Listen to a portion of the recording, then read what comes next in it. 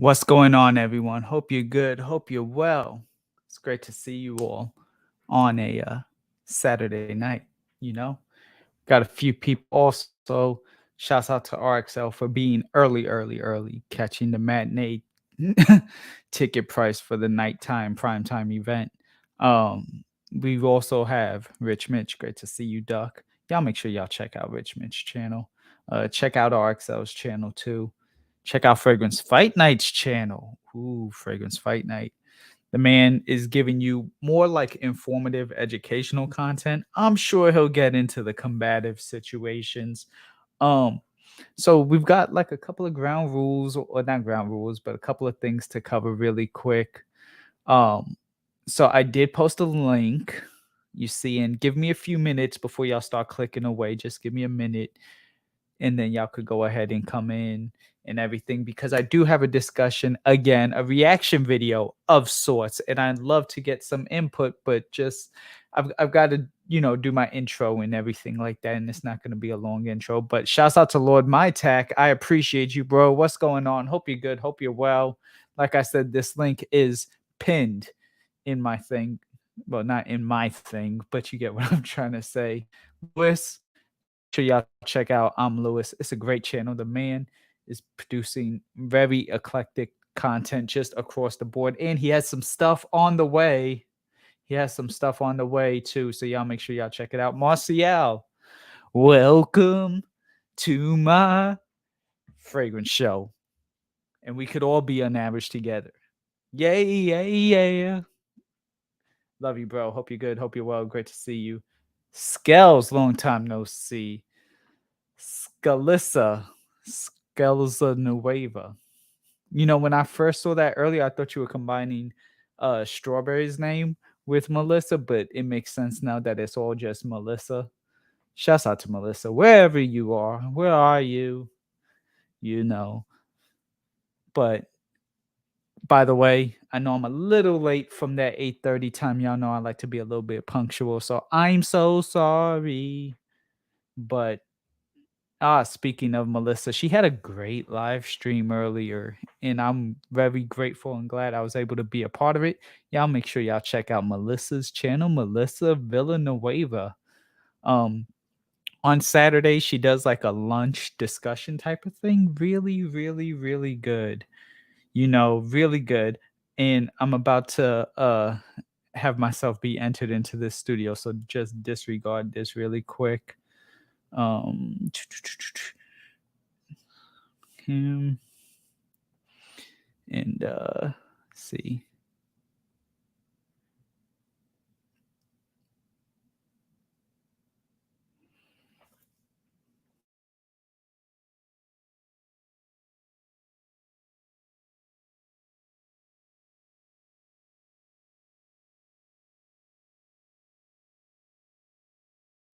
There we go. That should take care of all of that. Shouts out to Skell Strawberry. Yeah, that I think we're good now. Joe watched Uncharted with her. Okay, awesome. Thank you for stopping by. I appreciate it. Yes, Raf just subscribed to your channel. So there you go. There you have it. Salty Salt. Vanilla wafer. Great to see the salty of the saltest. Salt down, low down. That kind of looks like. But hey, I ain't mad. So today we'll have a little discussion. I do want to cover one somewhat, it's not really breaking news at this point, but I think I am the first fragrance channel to talk about it. And I do take this journalistic type of approach when it comes to like interviewing, getting to know, different brands and reviewers. Also, too, I do like to break some news to y'all. So I'm going to share my screen really quick because have any of y'all heard about Francis Kirk John lately with Christian Dior? How and the fragrances and everything. Also, speaking of fragrances, really quick, scent of the day, hedonism. I think I'm gonna knock out some sort of review while I'm in Atlanta over this. I've been wearing it so I could kind of understand it. I'm sorry that not everyone can buy it, but this way there is information and some sort of unaveraged thoughts so that you can have a better understanding if you want to buy it and you come across the ability to buy it, I mean, because it really is only available if you went to Aaron's event last week. But yeah, back to Christian Dior. So Christian Dior, as most of you should know, recently had appointed Francis Kirkjohn as like their new perfumer and stuff, and they're looking to shake things up and make things change. Well, apparently last night around 9 p.m., I got news and I noticed an article, and I'd like to share it with you all really quick before we get into the main event. And it is that from unOFFICIAL. This is almost like another Fragrantic of sorts. It says Francis Kirkjohn is set to release his first original creations for Dior in July. And then it goes on to read that Francis Kirkjohn's first Dior formulations are scheduled for around July 2022. Shouts out to Cartoon Kid. Great to see you, bro. Versace Eros Flame. Not gonna lie, that's not one of my favorites because it reminds me a lot of Givenchy Gyrus Rouge. But it's not a bad fragrance. I can definitely see why people like it. Plus, it kind of matches your background right now. So, hey, do what you do. But thank you for stopping by. I appreciate you, bro. Hope you're good. Hope you're well. So yeah, July 2022, which is basically the next 2 months. He was named Christian Dior's perfume creation director in October. In the meantime, Dior has been releasing the final connotations. That's probably not what that word was, but framed perfumer Francois de Marchy. Basically, he's replacing Francois de Marchy. And some of these neon words are messing me up. Kirkjohn is in the beginning of his stint by releasing or re-releasing basically Bois d'Argent, which I have. Great fragrance, really, really good. Eau Noir, which if those who know me go back far enough, when I was first learning fragrance, I used to call it Eau Noire. And Cologne Blanche, which actually is the fragrance that I wanted even over Bois d'Argent. It's great to see you. Hope you are good. Y'all make sure that y'all show Miss Issa all the love, please. Great to see you here. Y'all could even simp for her a little bit if y'all want. I don't mind. Now, if Captain shows up, then that's a different story. No simping, no coconuts when Captain's involved. But yeah, so he's basically starting his new Dior era by re-releasing 3 classics, Bois d'Argent, Eau Noir, Cologne Blanche, from their Privé collection. And Cologne Blanche will be interesting. Bois d'Argent, I know what to expect. I wouldn't mind getting another bottle. Eau Noir, I'd have to completely familiarize myself with. Have any of y'all tried Eau Noir? Happy Saturday. Chris, great to see you. Eric, can't we all just get along? What you mean? What's going on? Kyler, where did the term simping come from? I don't know.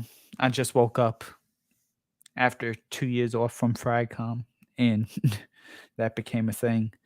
Bois d'Argent is expected to be reformulated to smell similar to the original. So apparently it was already reformulated, but now they're going to bring it back to the original formulation, which is good because that's the formulation I have, and that smells really good. Eau Noir is expected to have a more modernized approach, okay, with a green touch. It completely changed the juice color. Yeah, that's true, because this is showing it's going to be more gold, whereas I think that was like purple or green. And Cologne Blanche is a mystery. Well, of course it is, because that's the one everybody is expecting or hyped for the most. I almost want to call it now that Cologne Blanche is going to basically be sold out. Initially it's going to be really hard to end up getting it when it first comes back. That it's almost going to be a matter of who in order to get a hold of it, because it's just going to be sold out. Almost like how Killian Angel Share was, and even lesser degree Apple Brandy on the Rocks. You know, um, Never tried it, says Marcial. Okay, I'll say Bois d'Argent is really good. Iris honey, kind of vanilla-y, cloudy woods for sure, but it's basically an iris honey musk fragrance. Eau Noir was green. Okay. Practically brand new to the fragrance game. Out of these new Dior fragrances, which would I recommend? Well, that's part of the problem, Cartoon Kid. These 3 fragrances ain't necessarily new. It's almost like repurposing lunch, if you will. Like if you had cooked some chicken one day and then you like just some chicken breast, then the next day you decide, you know what, I'm gonna take those same chicken breast and kind of debone them, take them off the bone, kind of deskin them, and now I'll make like chicken tacos out of the exact same chicken breast, something like that. Out of these 3, I'd almost want to assume Cologne Blanche just because of the hype, but because nobody knows what to expect of it, I'm going to say the safest is Bois d'Argent. If you like iris, but it's not going to necessarily be powdery, it'll be remnants of a honey wood musk, like a woody floral musk of sorts. And it's going to smell weird when you first spray it, because it kind of has to develop, open up, blossom, if you will. But that's where I would stand on these 3, because I never had the chance to try Cologne Blanche, unfortunately. Pizza Eggs Dog. I have no idea if that's what you're referring to for the fragrance, or if that's what you're referring to because that's what you're having. Oh yeah, when I was talking about repurposing. Okay. Contrary to what Dior has done in recent years, the fragrances are set to be released in an eau de parfum concentration. Well, that's the thing. They were released in an eau de parfum concentration before, no? This 3-pack of 40 ml fragrances will be available. Ah, interesting. I missed that part before. So it looks like they're going to be releasing them in a 3-pack in 40 ml sizes. I like the 40 ml. I don't know how I feel about the 3-pack. That's because a 3-pack, each one goes for about $100. So you're gonna have to still pay the price of like a bigger Privé bottle. And sure, you get 3. You may even end up be paying more. These fragrances will subsequently be released entirely in September. Okay, so then I guess they'll be in larger sizes, probably. Like their full bottle size, they're 4.25 and they're 8 point whatever ounces come September. He loves Prada Iris. I would say it's not as powdery of an iris. I mean, there's slight powder undertones to it, but the woods, the honey, and the musk, and the slight like vanilla-ish kind of mask it. It reminds me of a less sweetened loam from Yves Saint, like Ribe, right? Not necessarily the fragrance. It's a little less sweet, and it doesn't have that apple-like accord. But just how you would wear loam and kind of almost feel with wearing loam, it's like a little bit more of a sophisticated version of that. Repurposing lunch. I think they were originally Eau de Cologne in 20. Okay. If that's the case, then Lewis, then that makes a little bit more sense. I mean, I know Bois d'Argent was Eau de Parfum, though. That much I know. that was, always is, or always has been Eau de Parfum, at least when I bought it. Now, if it was Eau de Cologne in 2004, and then whatchamacallit, sometime between then and 2013 reformulated, then that would be interesting.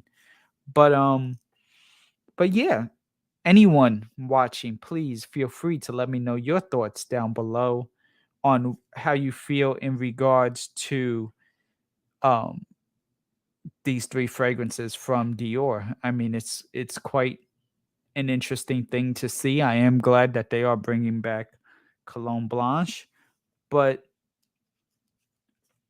I don't know how I feel about that 3-pack, not gonna lie. Not going to lie there. So Raph is saying Cologne Blanche is a pass for me. But if Bois d'Argent smells like the OG, he will get it, as well as the green Eau Noir if it comes back in green. Well, it's supposed to be a little bit more modernized. I don't know what that means. And I know the juice color will not be the same, which, you know, kind of sucks. Not gonna lie.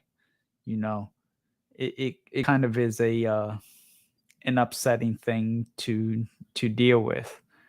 But that was a little bit of the breaking news really quick that I just wanted to share with you all. Now, the real reason why we're here right now is because at the end of the day, we have a video to watch and react to. Can y'all make sure though that y'all like this video, please? Because I have 20 watching and only 10 likes. Please and thank you. But I'm gonna get into this video. Don't worry. I'm gonna get into it, do the thing. It was a really interesting video. I'm just gonna say that right now.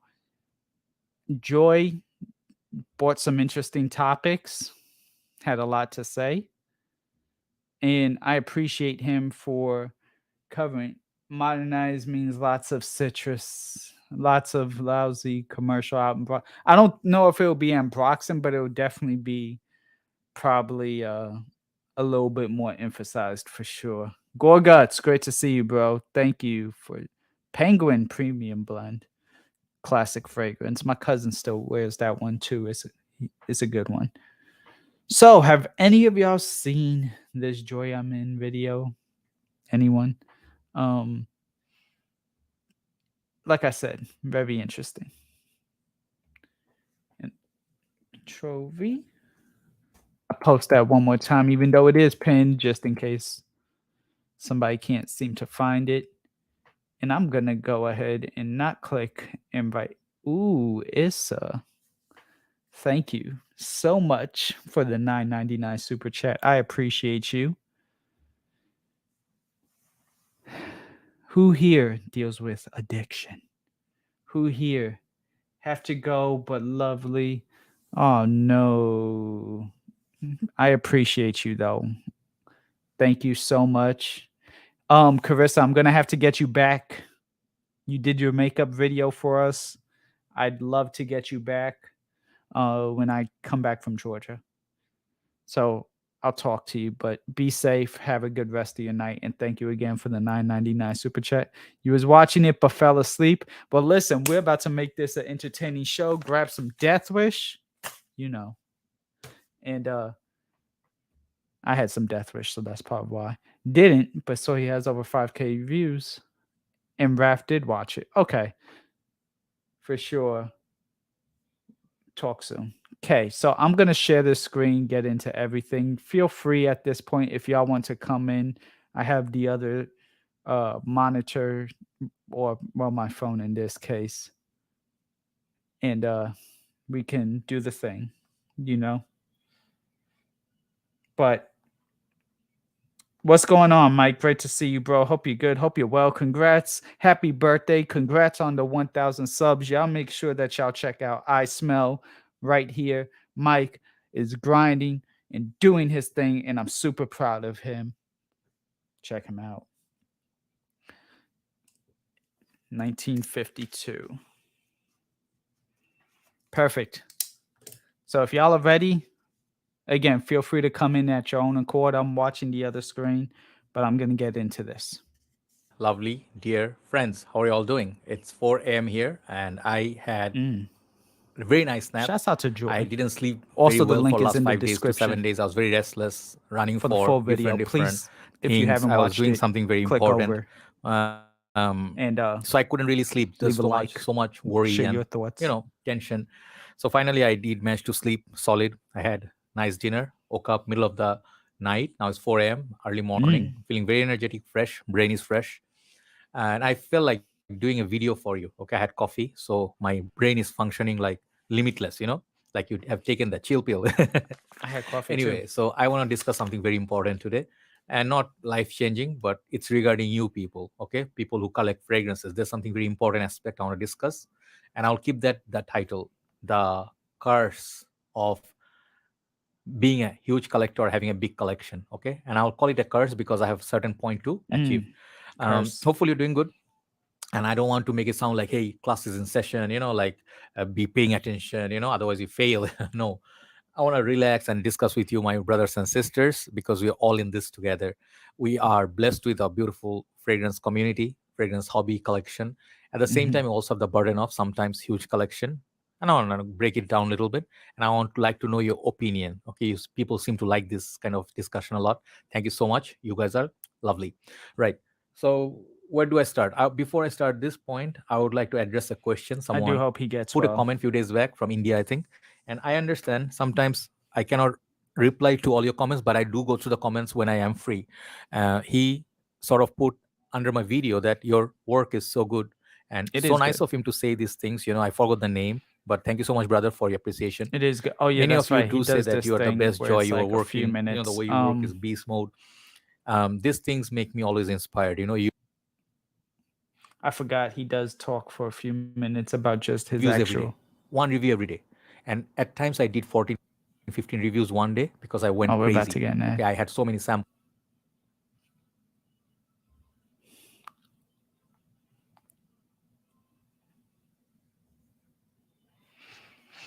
They're not paying me for the ad, so they don't get to watch the ad. Sponsor me, you'll get your ad played. Just saying. My excitement level, you guys know where it took me places. I once went through like a storm, hurricane, to get 3 samples to 4 samples from a place which is 5 kilometers away in rickshaw. Okay, trishaw. Mm. Almost, it was a disastrous day almost, but I did manage to get those samples. The love took me there. So I cannot or don't want to increase the production value for a reason that whatever I'm getting, first of all, I am happy with it. Okay, so I'm not Joy's trying to doing a show off great that, job. hey, your Joy's crushing opinion it. don't matter. It does matter. Why I cannot And change the it? only Because reason why I'm I'm doing not three skipping jobs past at the this, because same I time. remember it Okay, was after I'm this that running three he platform of work to kind of feed got to the my point expensive at that hobby. point. Okay, he said you have so many expensive perfume. Why not invest in camera perhaps, or a studio lighting, a mic that is fixed. You don't have to hold it, but you can hear me, right? Nowadays you can hear me if I hold it. So Hmm. basic two things are achieved. You can see me well and you can hear me. These two things are okay.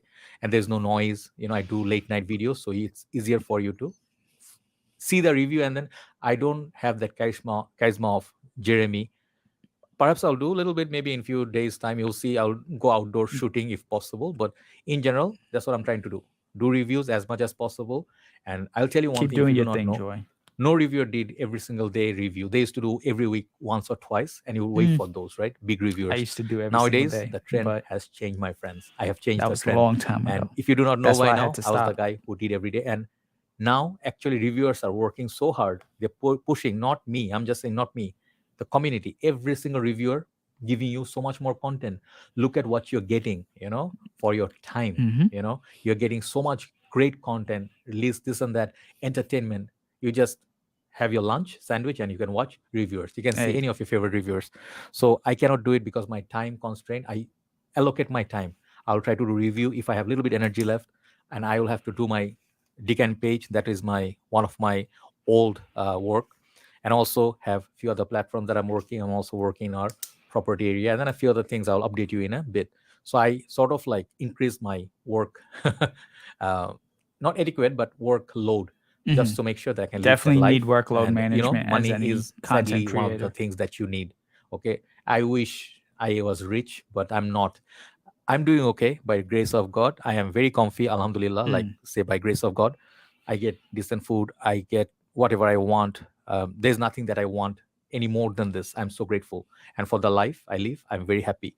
But I cannot increase the production value because my target is to keep it simple and connect to you. I don't want to do that because if I do that, then I cannot do my other work and then I will be stuck. So I'm doing 24 hours out of that. I sleep 5 hours and the rest of the time I work. Okay. So I do apologize if this hurts you guys and you want more from me. Perhaps if someone can do this for me, editing or, have camera set up, I don't have this at this time, that investment set up. Okay. That's what I'm saying. I'm sorry about that. But I would like to actually buy perfumes and review for you, which will benefit you. There you go. I hope I answered it.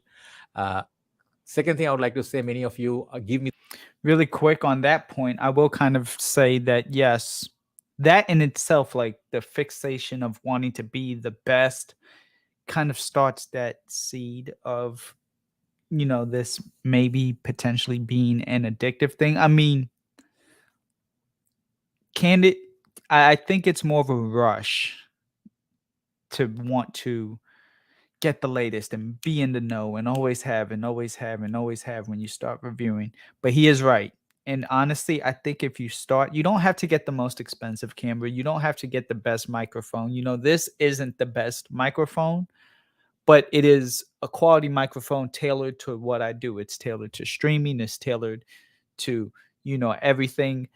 Sure, it's not as intimate. You will hear a little bit of extra gain in the background. Yes, my webcam is not the greatest webcam. It's not going to shoot in 4K. But you know what does shoot in 4K? My camera that I do reviews.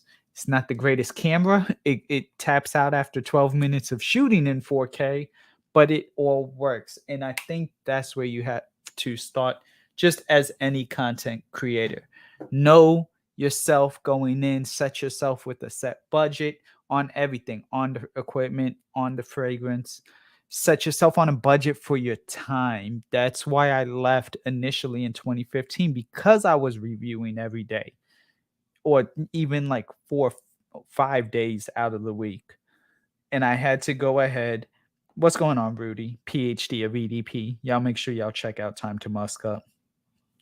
Did Cuddles make himself guilty about his mic? I have no idea about any of that, Skells. So, unless you're just saying how Cuddles mic shames in general, but as a whole, yeah. So, know how to set just a budget across the board with your time, your production in regards to your equipment, and then start building on the fragrance, and things will rotate. That's honestly the better way to start. If you're shooting on your phone, shoot on your phone. If you're shooting with the actual camera, then start with the DSLR or whatever. But you don't have to get the absolute greatest. Just make sure that it's of a quality that you want it to be when you're conveying, and doing it at a pace that you feel comfortable doing. Otherwise, you will get burnt out. Let's get back. the biggest compliments, and it actually made me, I think, a more better. Another ad.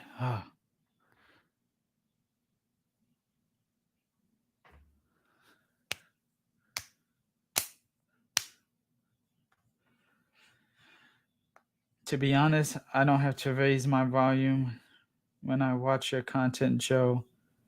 But with Joy, it's impossible to watch if you don't have good speaker. Interesting. Okay. See, most of the time I listen with headphones, and I have these. So they're JBLs. Again, not the greatest thing. These aren't the Apples. Solid pair of JBLs. I got these for $40 on eBay. So I never noticed that, but hey, if that's what it is, Raph, then definitely a better mic. Sorry. Hold on. Yeah, it sounds like he's experiencing a bit of a burnout, and that'll be unfortunate. I don't know that. Let that be known. Allegedly, in all seriousness. But most people go through these waves where it's like ups and downs and ups and downs and highs and lows and burnouts and revivals. unfortunately for me, I never was necessarily burnt out. I just couldn't manage both things. And I knew that if I wasn't able to do this the way I wanted to, as far as YouTube, while also managing things for my sister, then I'm sorry, my sister had to come first. And obviously I came back, but that's just kind of where it is. Some people just want to keep going and keep going. But I don't know if that's the case with Joy. It might be. Let's kind of see if it maybe develops a little bit more. He's on point 2 right now. Mature. Still, I am, but there are many things I learned over years. Many of you well wishers said, Joy, you are too aggressive. You are community police and you are fighting with a lot of people. Even in Bangladesh, I'm fighting with people. I block people, this and that, and I have so much ego. So, all these things are true. I have anger management issues and I do have an ego. Many of you will not admit it because most of you don't want to. The ego doesn't let you admit it. But nowadays, I do admit it. I have these faults because I have, perhaps with the age, these ones are, package. And I do have my other things that I go through, my demons I have in my head. Sometimes I go depression, I go sickness, and these things are not pleasant. I really wish I was well all year round, but I can't. I try to eat better now, try to work out better now, but ultimate thing I learned from you guys is that no matter how big you get nowadays, I feel I'm not anywhere a big reviewer. Many of people don't know me in the world, but many people do. I have achieved many things that many other reviewers couldn't. So by grace of God, if perhaps I was in States or Europe, I would get invitation to join big award nights or meetup of reviewers. I know that because of my reviews, I have done the work. But nowadays, I understand one thing. I do not get myself engaged in negative energy that much. I like to focus more on work, positivity, contribution, and more, production. If you do work, that will remain. Your anger, hatred, fighting will not. And once you do that, you can only go. You don't have to worry about your payoff or anything. Your life will get better. So I will suggest to you, from my own experience, sometimes, of course, I'm not still not perfect. I still get angry, shout, and all. But if you really want to grow, do not compare with others what they have, what they achieved. Oh, I can never be a reviewer like him. I can never be a collector like him. You will be. You will be if you have the love. Perhaps you don't need a huge collection. Perhaps all you need is love. Okay. If you are genuine, that's when you can grow. Many of the people are not genuine. Okay. I can tell they are just simply working for a company. It's their job. It's fine. Hold on. It's getting a little spicy in here, a little bit hot. So I do kind of agree, you have to be genuine. You have to actually appreciate what you're doing. So this way you don't experience the burnout. Or you know how to temper expectations at the end of the day. Don't compare yourself to other people. A lot of people that I know when I first started watching used to numbers watch me. Used to numbers watch me. And now their channels are much significantly higher than mine. But they were numbers watching me. And it's like, if you're bugging over 5 to 10, 20 subscriber difference, from back in the day, then like it's almost like, when is good enough? And people have to set expectations for themselves. Are they, first of all, anyone who is highly introverted, I mean, like completely sheltered, chances are, not that you won't have a successful YouTube channel. I'm not saying that. Success is defined for anyone in many different ways. But you have to figure out, where am I trying to go? Am I content that if I only have like 1,000 subs in my entire YouTube career, will that be good enough for me? Is this just something I see as a hobby? If I'm trying to become like famous when it comes to Fragcomm, look at where the top is, and then look at where the average is. Can I make it somewhere in the average? Shouts out to the unAVERAGE. Can I maybe cross 10,000, 20,000, which is like, okay, you've had a fully successful fragrance YouTube content creation channel at that point. for YouTube fragrance reviews. And you just have to set those expectations. I wouldn't say this is necessarily falling under addiction just yet. I think this is just more like mental. Is I mean, addiction can be mental too, but I think this is focusing more just on personality, like knowing yourself and bettering yourself. You know, you do need to make sure you're still sleeping and everything because it can drive you crazy. Good point. The numbers could be a mental health issue. Absolutely. And that's what I'm saying, Raf. It could be a mental health issue. It could be a situation that maybe, you know, at the end of the day, everybody does want to be the best. He mentions that everyone has an ego. And yes, everyone has an ego.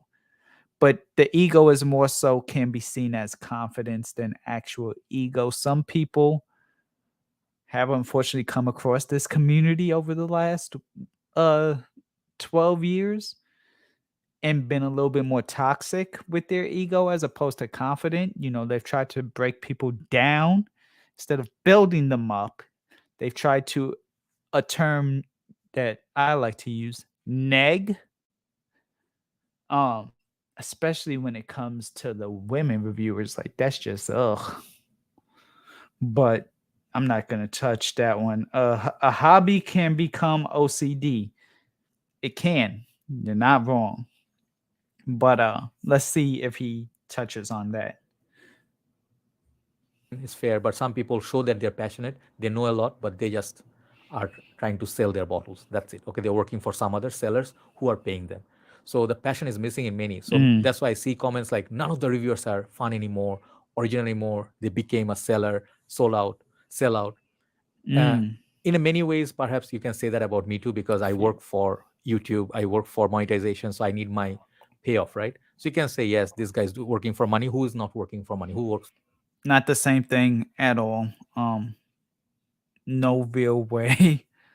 The only way that would be the case is if you were being backed by the brand that you are actually selling, which is why, especially if you don't like the fragrance, somebody would be called a show. Just saying.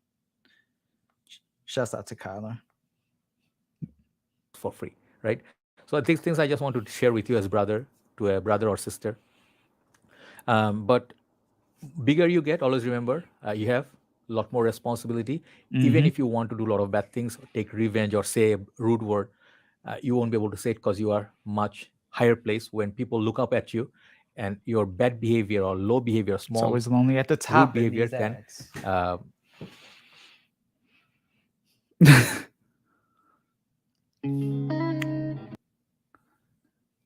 Tata Harper. I'm about to see y'all comments in 1 second. I'm sorry. I got to click this off because they're not paying me.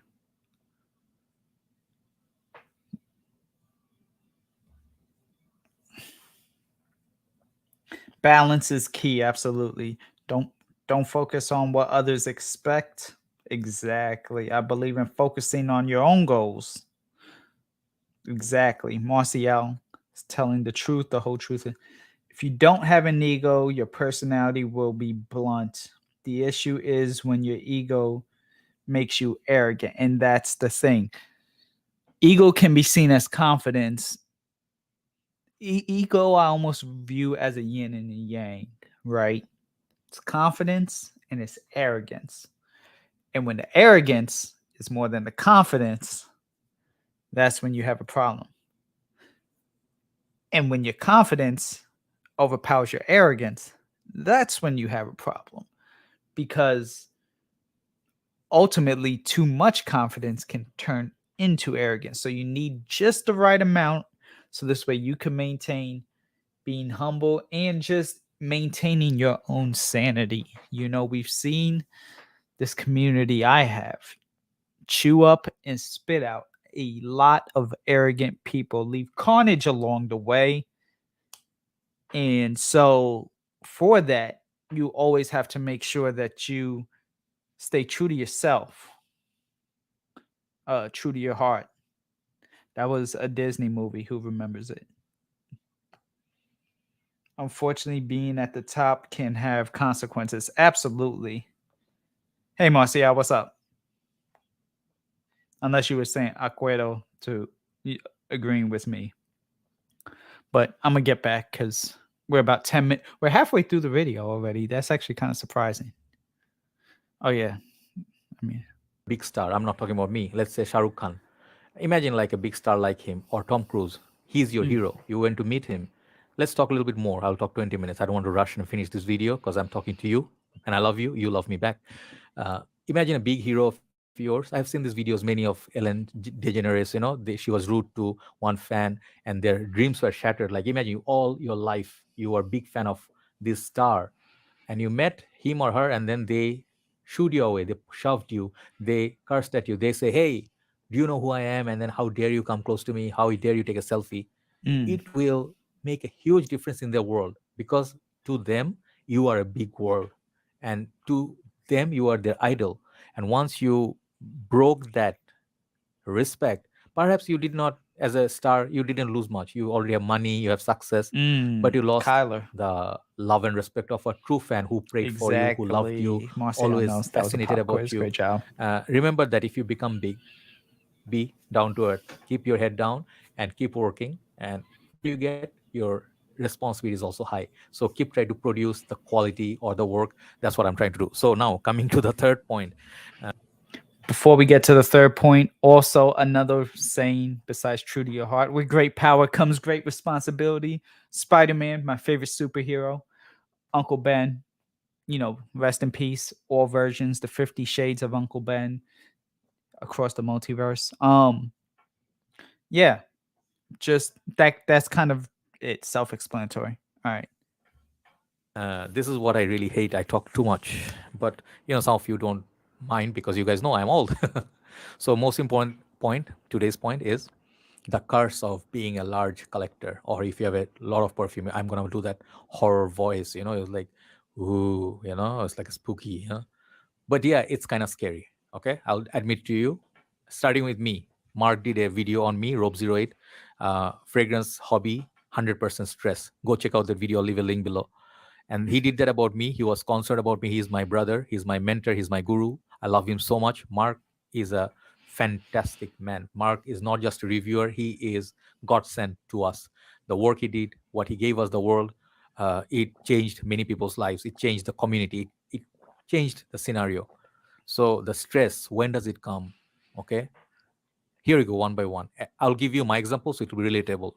You think from your point of view. Okay, many of you try to impress others. You think if you don't have a big collection behind you, people will not respect you. They will not take you seriously. You do not do the game for yourself, but you do for others' sake. You think if I don't have this or a creed, it happened with many of my brothers. If I don't have a creed in my collection, people will not take me as serious. Okay, people will not respect me. People will not say, hey, your collection is basic, bro.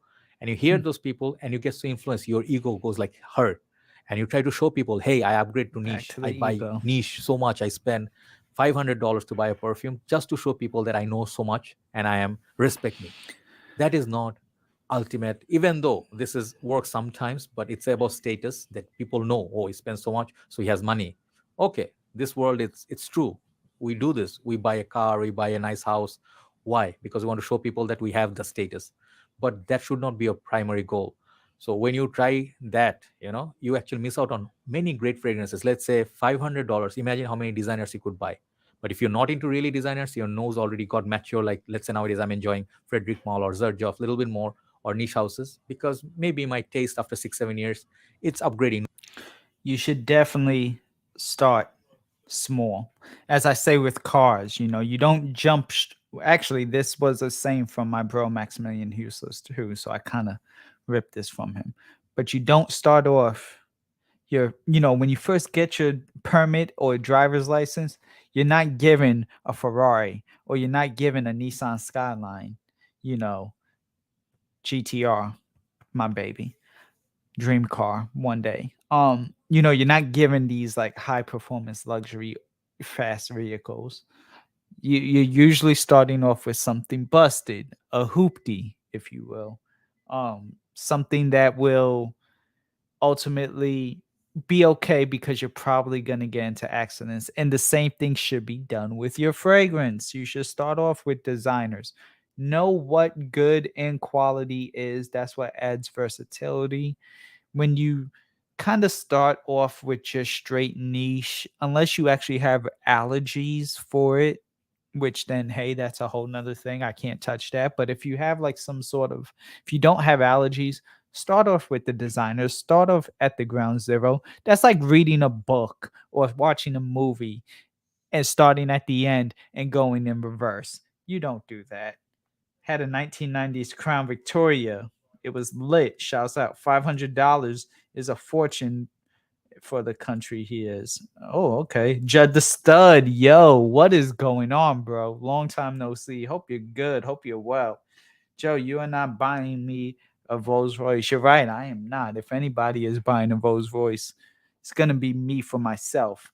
But he was saying how people in this community don't, and I could kind of see that. Like, I could see why peer pressure would force somebody into this mentality. You know, I wouldn't say you should. I'd say you shouldn't, but at the same time, I understand why. Again, going back to the need of wanting to be in the know. You know, I mean, you always wanting to stay in the Joneses, if you will. But I mean, let's really look really quick. Do you see, like, honestly, Joy has more fragrances than me, even. I don't even have a bottom shelf. You know, I'm not, oh, I gotta, I gotta, I gotta, you know, have and do and be and, you know, no, like at the end of the day, it's all about self control. Going back to those temper expectations and don't exceed those expectations. It, yes, some people want to be the best. They want to be the Ash Ketchum of fragrances, of Fragcomm. But 1988 Pontiac, woo. It was a ridiculous argument. Jeremy goes to the airport and reviews perfumes that he doesn't even buy. Even he's told me you can't review niche because it doesn't give you views. Yeah, because at the end of the day, not everyone is going to drop. I mean, Fragrance Dubois makes great fragrances, don't get me wrong, but not everyone's going to drop 500. I mean, I saw producer Michael, which I liked, and Minuit Demi. That's $1,000 right there. I could buy 4 pairs of Jordans for that price. I could go on a trip for that price. So I could either buy like one and then maybe even budget the rest out. That's where you have to temper expectations. When you try to make it a pissing contest, that's where you're going to be in a problem. In the year 2001, hey, shouts out to Marcial. All right. So now we're on this third point. We're at 48.29. 30. All right, cool. Let's go. Nose is craving for more interesting natural oak moss or something like it. But that's a different story. If your cravings there, go for it by every mean. Your money, if it's not an issue, go for it by every mean. But I think this is when it kind of game went. is also about addiction. Okay, this is the dark part. Before you know, you have fragrances you have no place to keep. Get your Sour Patch ready, or whatever your snack is of choice. Okay, because this is the part that really spawned me wanting to make the video. Showing you exhibit. This is my bed, and I have perfumes. Not just one. Not just one. I have 2 stacks. Okay, and I have behind me there's a box. Okay, full of perfumes, and behind me and the floor I don't have anywhere. I have like this. I have somewhere here and there.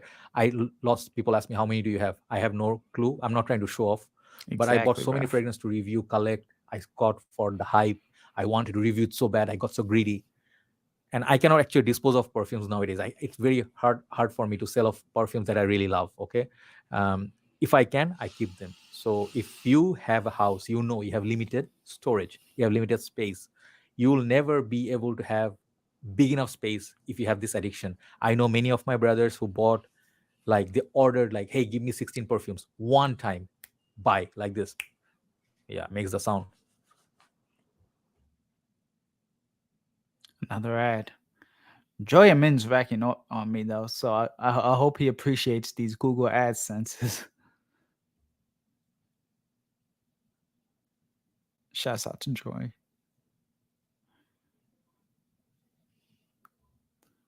I'll say this though, make it honest. At least show the samples.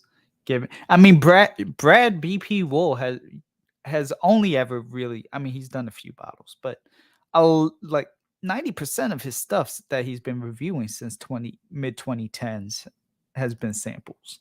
He's done it. Make it honest. At least show the samples given to you at the stores. Right. Show the bottles if you can't afford them. Exactly. Just to touch on this really quick again, this goes back to like a lot of this is when you temper expectations. If you know you only have like a 1-bedroom apartment, a studio apartment, yes, you can't necessarily buy 20,000 bottles. Or if you are, anticipate it, get like a really big dresser that you could still store your clothes and the fragrances in. So this is where I guess Joy, not that I don't agree with what he's saying, but I do feel he slightly over exaggerates. And that's a spoiler alert, because wow, this thing got dark in a way really quick. Yeah, no, that's not working. Anyway, I smell perfume, man. Anyway, so what I'm trying to say, coming back to discussion, serious discussion, is that before you know, you Salty can soul. end up with fragrances, bunch of them, load of them, and you cannot sell them because your heart doesn't allow Ad you. block. You are not using them, so it's being a waste. It's I'll look to collecting do that. dust. Viking so sad. God, And also, great to see you. at Thank you one for point, you stopping lost your by. passion. That's the most horrible day for you because you feel I just Spring. wasted so many thousands of dollars. Before you know, it's insane amount. When I think of it, how much did I spend on my perfume? I could have bought my Nike. I could have bought so many of other things, a Rolex, but no, I'm just kidding, not Rolex, but I'll consider it. expensive, nice I'm watch, definitely nice gonna look things in into life, this, nice maybe curtains at the back, especially if I'm or a gonna be nice little, reacting more. bicycle. When I think of it, it's insane, where your passion can take you. It's a good thing. Also, it can lead you to hell. And when you waste, it's a bad thing. You feel bad. When you do not reach for a perfume, you don't know where you kept. You don't even remember what perfume you have. You have the whole line. And it's Exactly, just collecting Marcio. dust. It's sad. So the curse of having a big, it's a curse, I would say. It's not always a benefit or a good thing necessarily that you have a huge collection. You get love from people. People say, hey, bro, awesome. You are a beast mode collector. Feels good. But after that, what? If you compete with other people, hey, I showed him. He has interlude. I have interlude 53. He has perfumes. I have others. I have spent Sultan Pasha others. I have better nose than you. Good. You win. But so what?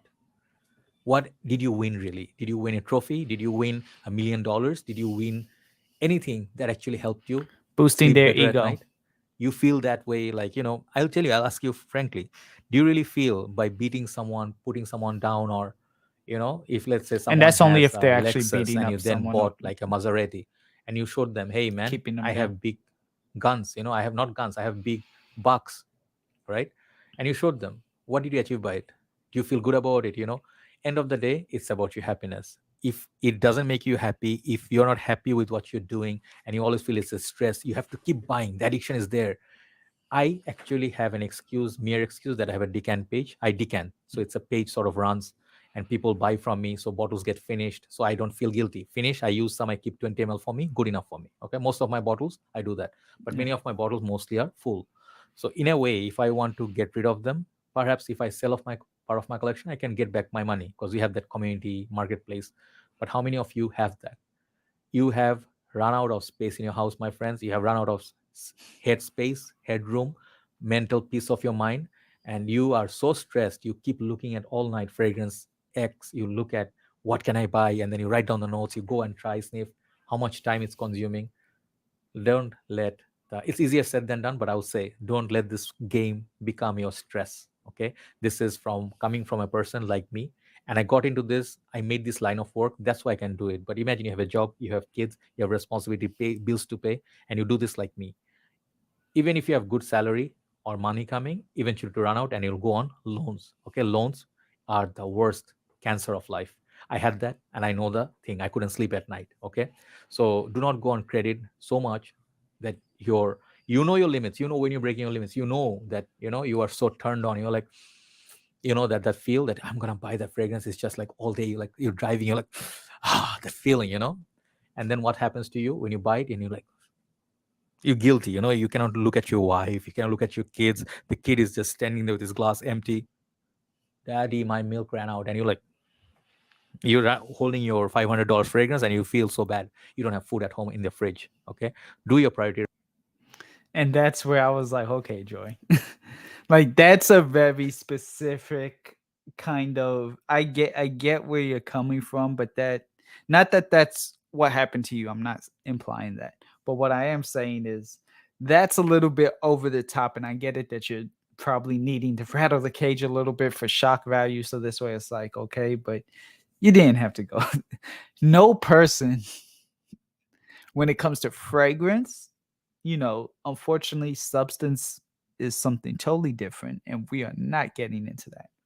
But fragrance, nobody is choosing $500 over not having the ability to buy milk for their child, okay? You're laying it on a little thick as a whole, but I get where you're going. Like, I see the message. It's just and you're selling it for the point of the video, the dark side of Fragcomm. I am Batman. But oh man, that when I saw that, I was like, okay, no, I'm going to have to make a reaction video because yes, okay, on one side, don't choose between should I have fragrance, should I have food, should I have fragrance, should I have tank of gas? Yes, now people do put things on loans.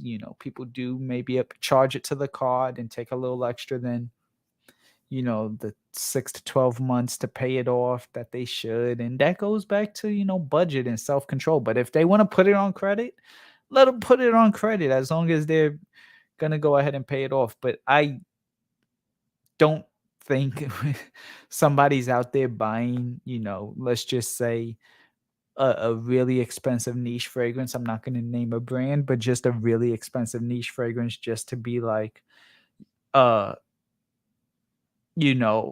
your child doesn't have bread and milk. What's going on, Nosy? Great to see you.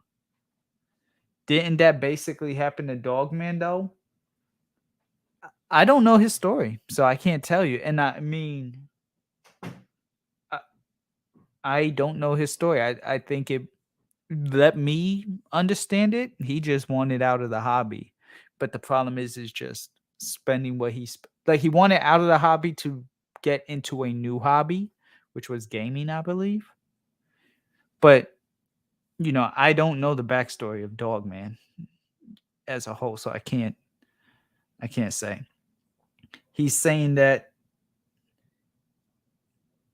hey, what's going on? So yeah, I'm just saying like that's a very kind of specific example made for shock value. And had this been over anything other than fragrance, I could kind of understand. Sure, with sneakers, at least you can flip most of them potentially for some sort of at least almost double resale value. And you could do that with your fragrance too. So if at the end of the day, if your child doesn't have milk, then just sell the fragrance for $50 or $100 less. And then congrats, you could get it again, So that's why it's like, it's not necessarily the same thing compared to actual addictions. But I see what you did, Joy.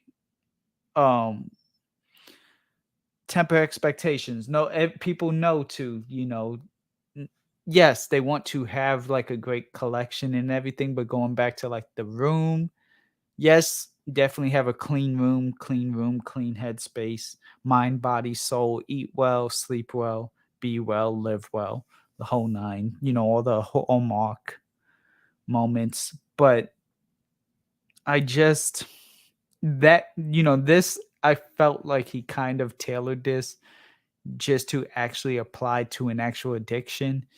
and like not fear monger them, but just like add shock to be like, oh, whoa, that could be me, or that's gonna be me, and like just share your experiences. And unless these were your experiences, not saying they are, but if they were, um, the best way to get through to somebody is relatability.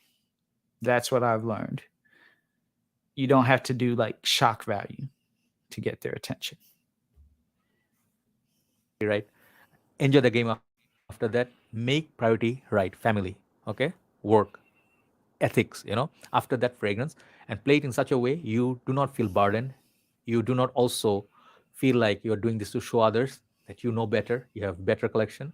Please, my humble request, even if you're super rich, at one point you'll lose your passion, and that's the day. Without passion, a soul is dead. Okay, so these are my things that I want to share. Hopefully I'm sorry I bored you too much, but it Not was an born. emotional talk because I go through this, but nowadays I Mm. circulate, my funding, I invest, I review, I use, I decant. So it's a process. It's my 24-hour job. I work with perfumes. I work as an influencer. In a way, I review, and I work with companies nowadays, like they invite me to do videos you've seen. So I plan to work because I enjoy it so much. For me, it's full-time work. If it's not a full-time work, sometimes it can become very dangerous. Okay, even at this moment I have too many Oh wow. perfumes. You guys know that I'm guilty of it. So thank you very much for watching. Don't let this game take over you in such a way. You write the game, don't let the game write you. Have a nice day. Thanks for watching. Love you so much.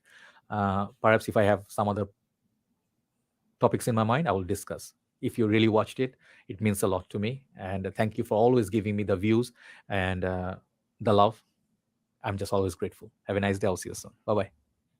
So really quick, yes, I did like the videos. I left the video link in the description. Seriously, even with the Antonio video, left that link. So make sure. And there I am with a comment. So y'all make sure that y'all don't just stay on my stream. Actually, give it the proper view. If you, I'm not gonna tell you to like the video, because if you don't like what he just said, then I can't make you. But at least stop by, drop the same view. We're not here pillaging. Um. So yeah, everyone, that quite the video, if you will. And no, do not end stream, but there we go. Quite an interesting take, Um I don't necessarily disagree with a lot of what he said. I almost disagree with more how he went about the message. Sure, there are like, is he breaking some sort of news of sorts? No, not necessarily. There are, could be a thing where everyone wants to be involved in the pissing contest of sorts, or even streaming. Everybody feels the need to want to get the best equipment. Just stay true to yourself. Remember why you're doing this. Have fun doing it. And yeah, I mean, that's really what it comes down to at the end of the day. Also, he quits YouTube 3 times, then comes back as if nothing happened. And later, someone said that he was claiming he got robbed. Yikes. Shouts out to Mike. I mean, how do y'all feel? Do y'all actually agree with what was said? Do y'all disagree? Anything at all? Dropping that link. Let me know, because again, I do think he kind of oversold it for the dramatics. I do feel that in this fragrance game, people want to, I think, be respected or admired or validated. But that's anything. saying the dark side of the fragrance game doesn't really do it justice, because that's anything. The coffee enthusiast. Oh, you have to start with this. The Scotch watch. Come on now. Bottle of Macallan 18, and that's like basic Scotch. Bottle of Macallan 18. Hey, shouts out to George or Jorge Gonzalez. Great name, by the way. Don't make what? Don't make fragrances your highest priority. Absolutely do not make your fragrance. Also, I've never seen you before, so welcome. These are my unaverage thoughts. My name is Joe. I appreciate you for stopping by. I'm gonna look into that coffee. Yeah, it's you could get it in Target or Amazon. Well, you could get the dark roast anywhere that will have. Most places will just have the dark roast, like Targets. Most Targets will have the dark roast. You could maybe find that at certain Walmarts. Amazon will have this and the medium roast. So we have a guest that you all need to make sure y'all check out his channel. Welcome. Hey, is this thing on? Is this thing on? Welcome to the Unaverage Joe Show. Hey. What is going on? Thank you so much for sharing that. I didn't watch it. I hadn't watched it. When I saw that you were going to talk about it, I went and I looked and I saw it had over 5,000 views. So I said, it must be interesting, and I know he's happy. But it definitely wasn't a dark side to fragrance community as per other people. I think he was talking dark side for himself. Right. In which maybe he, again, preferenced that instead, because he's speaking more of a general term, almost like, hey, let me sit down and tell you, whatever. But he's not necessarily he is saying to a degree, like, this is what I go through, but it's more of a thing of like, from what I've seen. So like, I've seen people do this, and it's like, no, it's more so you've seen yourself. You get what I mean? And that's not to take away from him. But. Totally. I feel he was addressing comments that had been done to him without, oh, yeah.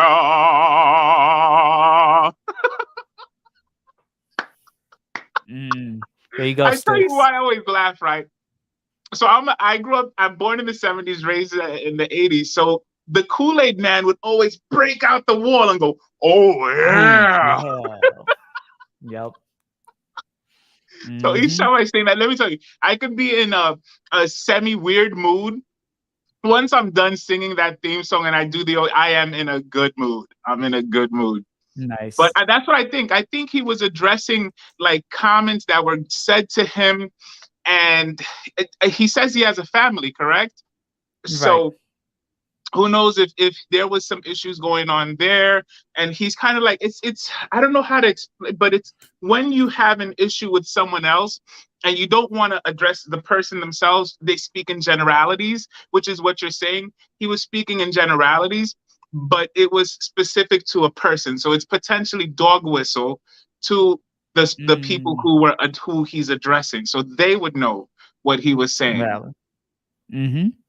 That's a good point. I mean, I listen, I wish Joy was here. I kind of tagged him and everything, hoping that he could. I know time zone differences and everything, and then he's not feeling his best, so he only is allowed a time. But Joy, if you're watching this on replay, please leave in the comments anything, or even if you want to get on the live stream, feel free to hit me up. Do I know? And 19 hours of sleep, he says, I think it is. That's all he gets? No, he was saying like 5 hours, so 4 or 5 hours. I mean, yeah, out of 19 hours awake, 5 hours of sleep. That's a lot for a person who's having to think constantly, I mean, you have you know what I mean? Look at that. You know what? Maybe that would work. That would work with some rhodiola and some ashwagandha, It's organic too, so it's not like a standard coffee. Like it doesn't it'll give you jitters if you drink too much, but as a whole, like 1 cup, it will leave you more focused than actually and ready to go than the body can process it better. Really quick, let Everybody- me answer Jorge's question, or George again. Hey Joe, do you have a big collection? I honestly don't at this point. I mean, you kind of see a little bit right there. These two shelves are filled, and then I do have maybe like another 10 to 15 in a box over there. But I've honestly had to downsize my collection between the movers taking and either breaking or taking some of my stuff, and just So- because of like the moving, I had to constantly downsize. I used to have but even then I still only ever had like 100 bottles. I've never exceeded like 103 or anything like that, so no. And I've sold off all my doers at this point. I've gotten done congratulations. with, thank you. It's quite the accomplishment. It was about Another 30 big up doers. to Mike, 1,000, man. Big up, big up, big up. Yes, I won't stop not giving this man props. He worked hard to be where he is. Yeah. Maybe he's watching. I hope. I mean, Joy is a fan of my channel. He's a subscriber. I wouldn't say a fan like that because nobody really, but he's a subscriber and a supporter of my channel. There we go. That's the word. And so, and he hangs around the cannoli mafia a lot. So yeah, and not only that, but again, like going back to the whole thing, I have a sister. I like to travel. I have to travel with my sister. So with all of that being said, you know, and also too, my sister likes Jordans and Yeezys, just like me. She has more sneakers than me. She has more Jordans and Yeezys, and I have 35 pairs of sneakers on top of my collection. So, and she has more than me. So, you know, have at that with what you will. But at the end of the day, the point that I'm trying to get at is just remember other things. Enjoy the life that you have. Life is not just about fragrance. Yeah. Yeah. Can I tell Even you, if I you're a reviewer. love. I say, even if you are a reviewer or content creator for fragrance, like you could make sure you do both. But go ahead. Yeah. There's so many different things and different aspects in life. I tell you, for me personally, my experience with fragrance was once I decided I was going to delve into fragrance, not fragrance community. I didn't know about the fragrance community, but I decided I was going to delve into fragrance. I got a second job. Because I'm the kind of person, yo digo, y si yo tengo un vicio, me lo voy a mantener yo. You know, if I have a vice, I'm going to maintain my own vice. I'm not going to ask, you know, hey, can I get some money to, you know? No, I'm going to work and I'm going to, you know what I'm saying? So that's what I did. I knew I was going to want to buy at least $200 a week of fragrances. So then that's what I got a job that paid me enough to maintain that. And once I was able to get it all out of my system, as far as the not knowing, because what I hated was not knowing how to recognize at least two notes. I wanted at least to be able to recognize two notes in a fragrance. And so once I got to that point, okay, I chilled out, you know, and slowed down. Now I'm back to just being a normal human being, one job at, you know, my body kind of gave out. But I'm in a good place. I can recognize notes in fragrances. I can enjoy them. I can smell fragrances that I cannot stand and explain what they, you know, what I don't like about it without just saying I don't like it. I can tell you what I smell and why I don't like it. And so for me, I've been able to keep it fun. Fragrance for me has never lost its novelty, and I pray I never lose that joy. You know what I'm saying? Be it designer, be it niche, be it indie, be it conceptual. You know, I've smelled several fragrances that perfumers had made just for fun. You know, so it's I don't want to lose that freshness, that vibrancy in my love for fragrance. And so I saw that someone in the comments had mentioned that maybe he's burned out. So as per him, as per what he's explaining, he's burning the candles at both ends, you know? So it is possible. And this may have been like a vent kind of thing that hopefully gave him some, you know, whatever is necessary to get out. But I hope he's able to balance things out, because I only helped raise a child. I helped raise my siblings. And I remember when I was younger, it was a lot. You know, he mentioned he's older. So being at an older age and not having the same energy, but still having the same responsibilities. Yeah, burnout is natural. Burnout is natural. Absolutely. I mean, burnout is natural. I mean, even me with the sneakers, like, let's just use that as an example, not even fragrance. Like, yes, okay, it's gotten to a point where I haven't bought, I used to buy like a pair of sneakers once a month, you Hmm. know, a pair of sneakers and a fragrance, pair of sneakers and a fragrance. And this is when I wasn't reviewing. But it became a thing like, okay, now I have to get my sister's sneakers and she's a little bit more adult and it's the status and it's the thing. And I get it. Everybody wants the Roja Doves and the, you know, Fragrance de Bois and every other Royal Crown and blah, you know, Birkentoff. I'm butchering the name, Birkentoff or whatever, Bertnikoff. Oh, Bortnikov, yes, yes. Yes, you know, everybody wants all these rich brands, but at the end of the day, what, just do it. And once you start to realize, like, okay, I'm on the edge, then yes, stop. So you don't have to Rein get the yourself burnout. in, right? Rein yourself in. Exactly. Realize, like, wait a minute. Okay, like, oof, you know, do I need milk? Is my bill paid? Is this done? Then fine. Like, it's called being an adult. It's not Hmm. necessarily a like, fragrance addiction is almost and this may be a hot take, is almost a cop out for just saying almost you don't know like proper time Money management and management. proper balance. You know what I'm Hmm. saying? And money man. It's not necessarily now, like I said before, other things are addiction, you know, food with the sugar and, you know, chemicals and extra things. That could be an addiction, just like actual substances could be an addiction. But to say fragrance addiction is a little bit But harsh. you know what I would say, Joe? You know what I would say? Using your same definition for the other, like, for example, sugar, fragrance can be an addiction. Right. And I'm gonna tell you why. I'll give you my opinion on this, okay? Go ahead. Because fragrance is a chemical and it does give a person a chemical reaction. Now, Right. you add to that the human necessity for acceptance or for approval or to feel like, is this thing on? You know, all of those things, then it becomes, it may not necessarily be only the fragrance, right? Because the fragrance does help release certain dopamines, you know, Right. but then it's also the ambition. And if they have the ambition and they reach a certain goal, then that becomes an addiction. You know how some people are addicted to work.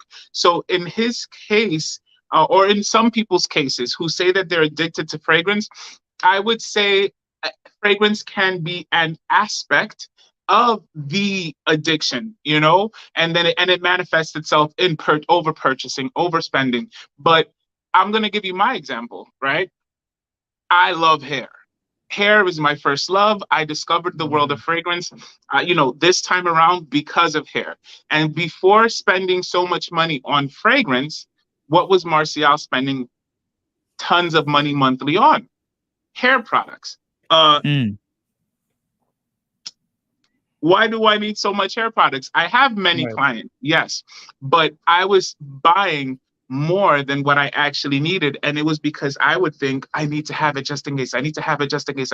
So now it's hoarding. It's hoarding, which is Mhm. a form of an That's another addiction, one. right? So Fair then enough. that kind of transferred over to fragrance, which interestingly enough helped me balance out the hair spending. And because fragrance is so researching and everything, I don't Mhm. spend as much on Interesting. fragrance as I did on hair. So it balanced me out. But that's what I'm saying. I do understand the addiction. Right. It's part of an addiction. It is a part of an addiction, but it's a bigger situation. So like, let's say out of 5 different things that create this one addiction, fragrance may be one, but there's 4 or 5 other things surrounding it. But yeah, it's an addiction, in Got my you. opinion. No, that's definitely a valid point.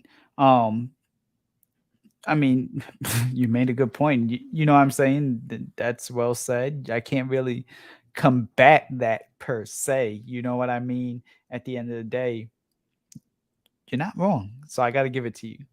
I just he just used a couple of shock words for me that were like, I'm gonna do this to like scare you into so you can make my point and understand me allegedly. And it's like, Come on, Joy. You know me. I know you. You've been around for a minute. You don't have to do this almost borderline Clickbait, clickbait definitely, way to definitely. Definitely. I you. think you had explained what clickbait was a few months ago. I don't know if it was you, but Mhm. I remember it saying that it's when you say, when the screen thing says one thing, but that is not the main topic in your Exactly. conversation, you know? Exactly. And it definitely was that because he didn't speak about the dark side of Fragcomm. I don't think anywhere in the conversation did he actually speak as to the dark side of Fragcomm, unless he's trying to say that it was the addiction. And even that played a small part. Was Hmm. it a bad video? No, I actually liked it because it felt conversational. It felt like he Right. was conversing, like he was venting. He's letting us know what he's going through. And, oh, you know, people talk about my camera and I need to get a new, okay, that's a worry that he has. Oh, people talk about my microphone. He's apologizing that he doesn't have it and this is all he has, but he works the 19 hours and only sleeps 5 hours and he has kids. And, you know, so in my head, I feel like he was just venting and you Right. know, we're like, you know, friendly listeners. Right. Definitely shouts out to Pop Fritz, by the way. I mean, yes, do we all have I more love fragrances Popford than and what we Mister. should? Yeah, they're both amazing. Do we have more than what we should? Absolutely. But at the same time, there is still like what makes you happy versus what you need and what else is being fulfilled throughout your life. And as long as those Mhm. other things are being, as long as you're getting sleep and everything else, which 99% of the community actually is. Shouts out to Jad. Great to see you.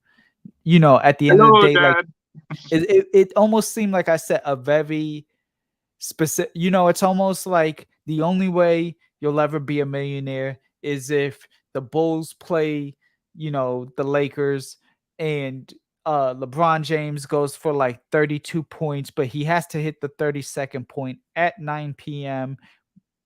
30 seconds into the minute, and it's like a full moon on this day, and it has to be the third Tuesday of the month. It's like that when he started getting into that with the whole thing of like your room, the boxes fill up the room and you feeling closed in, and of course I'm even starting to exaggerate a little, but when you're feeling enclosed and trapped, and And then then you the kids go are looking and you at you look with the at the empty kids. plate and they're asking, "Where's the bread?"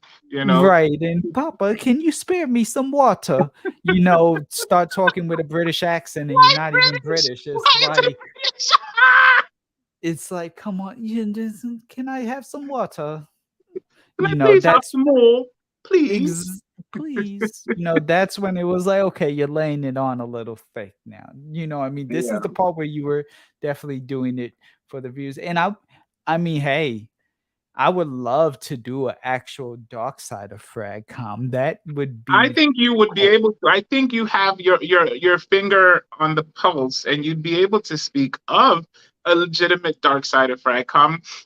Like a month ago, I posted a comment where I said, I love Fragcom. Fragcom is Mhm. beautiful, it's uplifting, it's edifying, it's encouraging, it's positive, but there is a dark side to Fragcom. And honestly speaking, we need the dark side also because it helps keep a balance. You know what I mean?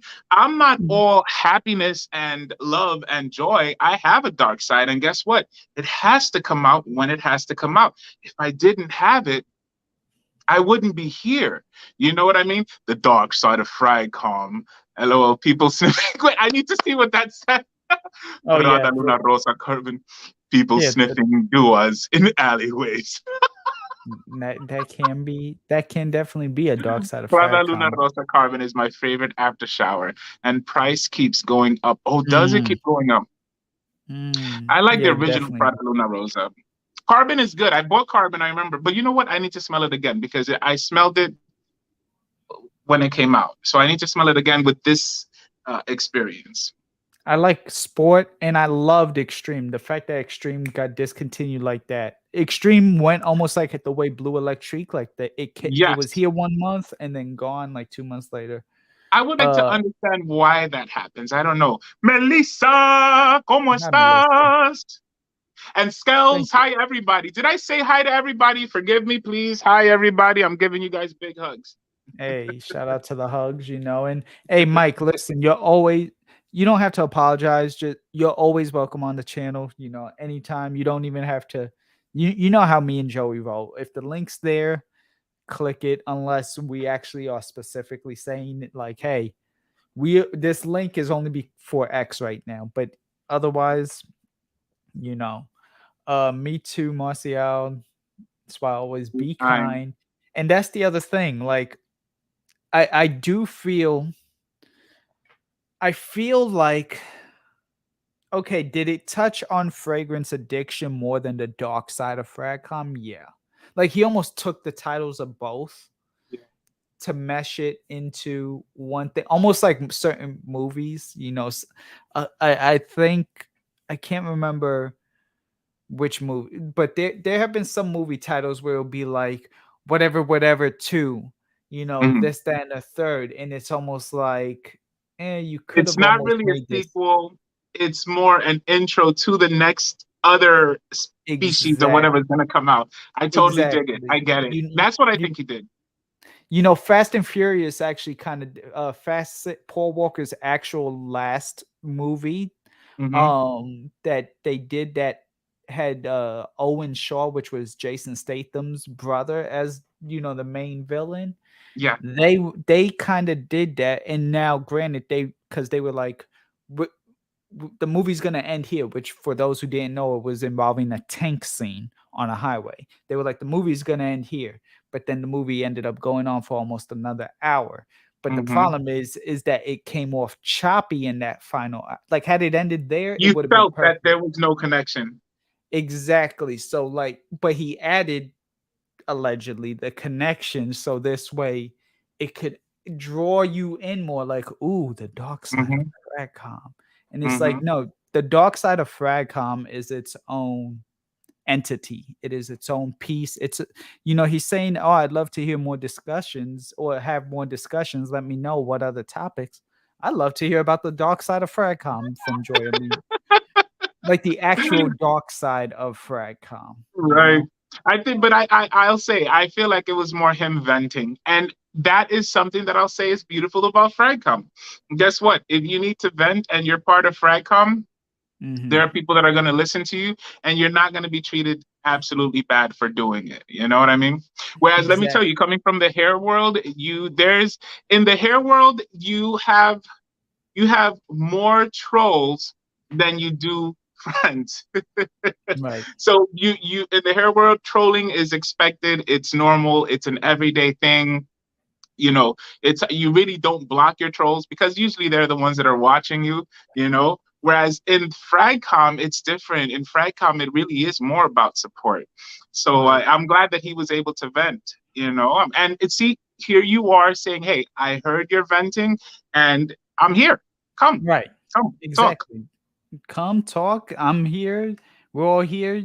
I'm here. You know, I scream, you scream, we all scream to vent. Ice cream. As a matter of fact, I have an ice cream waiting for me.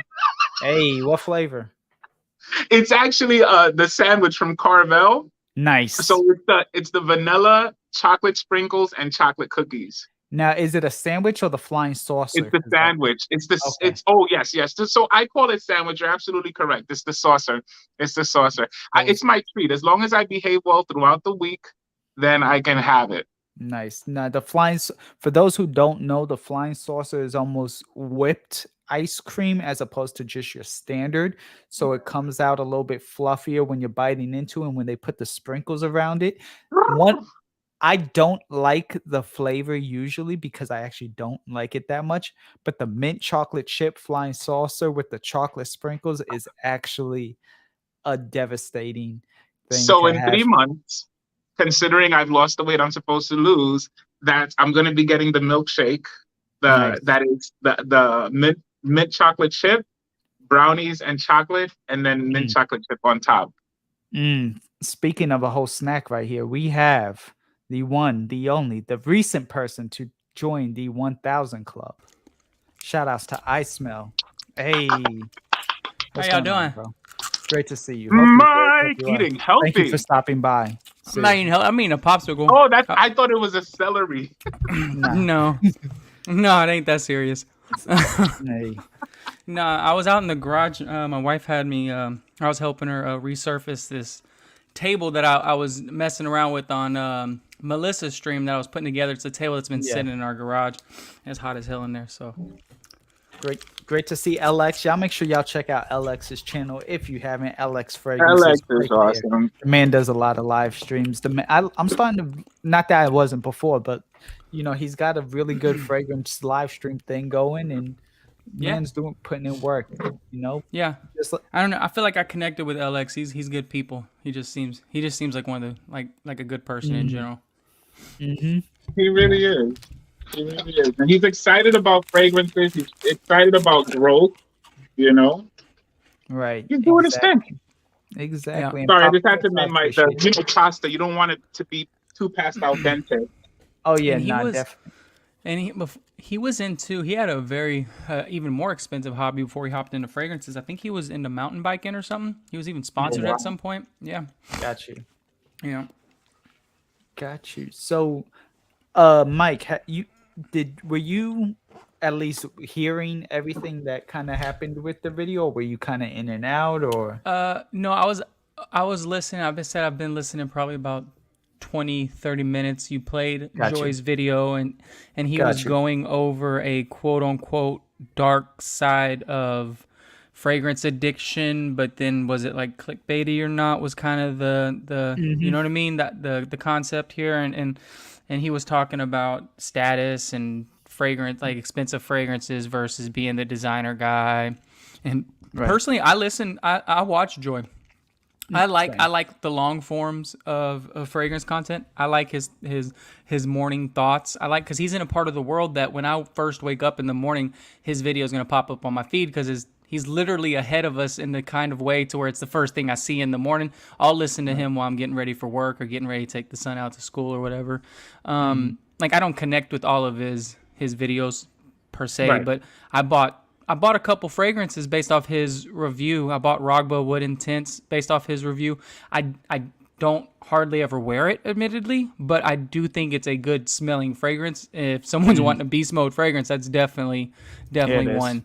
But yeah, there was quite a few fragrances that I've been wanting to check out that he's recommended. But Joy's good. Now whether or not the title of the video was accurate to what he was saying, I don't know. I mean, he could have went darker, in my opinion. Exactly. That's kind of what I almost wanted. Also, shouts out to Channel 69. Make sure you subscribe to Channel 69 Reformulated, so this way you always know what goes on previously in Frag. So how many subs are you at, Joe? You're almost at 3, right? I wish.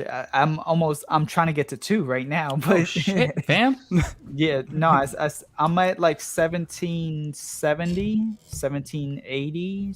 Yeah. Let's do a quick post check. 1773. So and you've been back at it for about how long now? February 2021 in this form. And when I might be prying, but when you came back from your hiatus, how many subs did you have approximately? I know you were like came back and you were surprised because you said, "Oh wow, people are actually interested in the content," because I grabbed subs and I wasn't even making content. Exactly. I was at 12, 11, like high 11, low 12, 100. So I've gained almost basically 600 subs in the last year. Yeah, you're since doing your coming thing. back and interacting again with the live streams.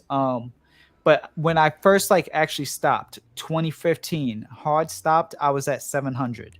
And I kind of chalked it up like, okay, I'll never do YouTube videos again. But then somehow that boom came where like the fragrance community grew. Jeremy kind of revealed a whole new side of stuff. And hey, shouts out to Dry Down, Low Down. Great to see you, bro. Hope you're good. Hope you're well. Thank you. And hi to Ali too. Yes, definitely hi to Ali. Great to see you both. But yeah, I was at 700 in 2015 when I stopped, and by 2018, I had hit 1,000 subs. So I got 300 subs without me even making content for almost 3 years.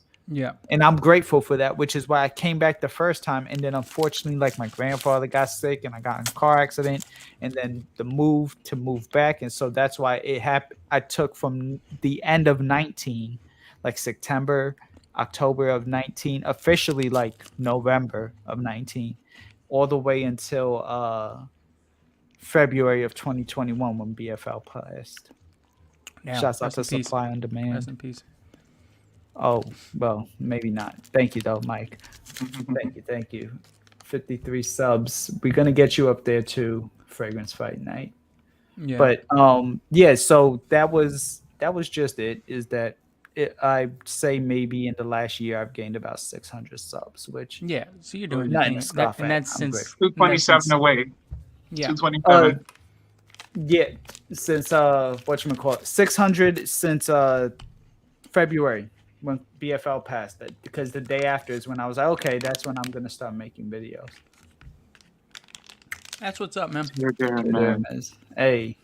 On another note, I got so for my birthday, I guess my wife was listening, and I was like, I told her that I wanted to get some Crest whitening strips, but I didn't want my enamel to be stripped. I said, hey, well, maybe I'll just go to the dentist, and then she was like, well, there's other options, you know what I mean? And so I sent you a DM. I was like, damn, look what the wifey got me. So I'm gonna probably start getting on that next week. I think it has like the light. I didn't even open it up yet, but that's there's different versions. This one is not as sensitive, but it has a better, like, this is like one of the best ones, but it's also one of the most expensive. Yeah. But I got it because CVS, with the extra care, they give you 40% off. So the fact that this was in stock.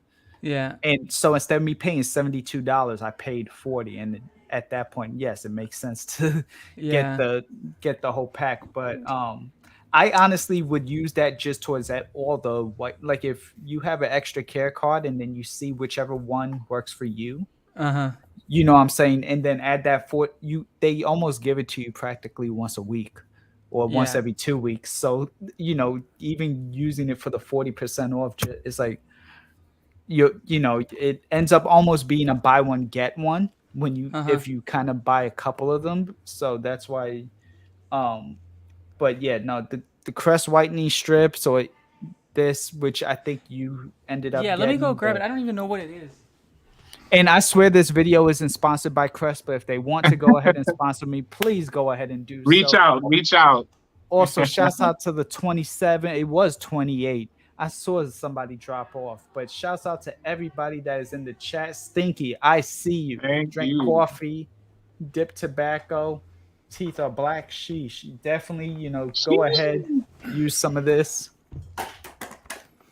Once I started incorporating turmeric into my diet, my teeth started changing shades.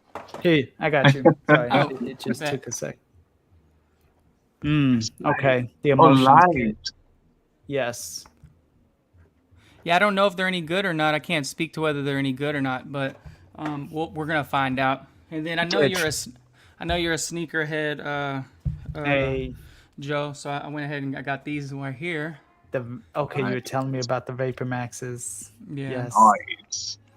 Yeah. The Vapor Max Pluses. Yeah, they're pretty nice, man. I've been wanting these, and I personally wouldn't drop 200 on shoes for myself, but she went ahead and spent the coin for my birthday. I've been looking at them for about 4 months now, so. Listen, shouts out to the women of the world, whether you're married to them or you have one as a mother or a sister. You know, we support the women around here. We do not break women down. We support them all, so definitely elevate them. That's kind of how it works, man. I'll buy her kicks, and then she'll buy me my kicks. So we ended up with a pretty decent shoe game. So I'm not gonna lie there. Yeah. Shout outs to JJ for having toothpaste and practicing teeth hygiene. That's what's up. You know what toothpaste I use and mouthwash is TheraBreath.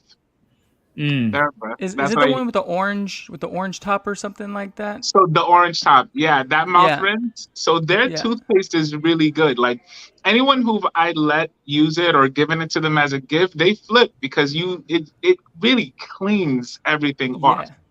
Yeah, really cleans everything off. I was just using an old school toothbrush. And my mother-in-law 2 years ago, I remember 2 years ago because we got it for Christmas. She got us one of those Sonicare ones. Bro, that's a game changer. That's an amazing gift. I only have the Oral-B version. I want to get the Sonicare one. Yeah, it's like one of those gifts to where you're like, you think about it, oh man, that would be kind of cool to have, but you don't necessarily get it for yourself. So when somebody does gift you something like that and you weren't even thinking about it, it wasn't on your radar, you're like, man, that was a really freaking thoughtful gift. And then you know, like she kind of like, she bought me one, and my wife one. So it's like, and she probably spent like $400. Thanks, mom. Thanks, mom.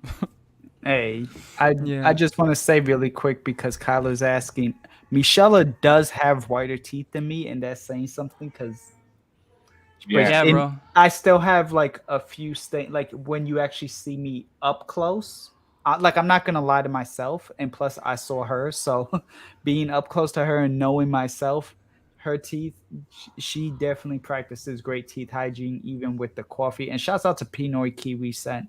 Y'all make sure y'all check his channel out. Great to see him. Yeah, I've been subbed to Pinoy for a very long time. For a very, very long time. He knows that. Yeah. That's what's up, man.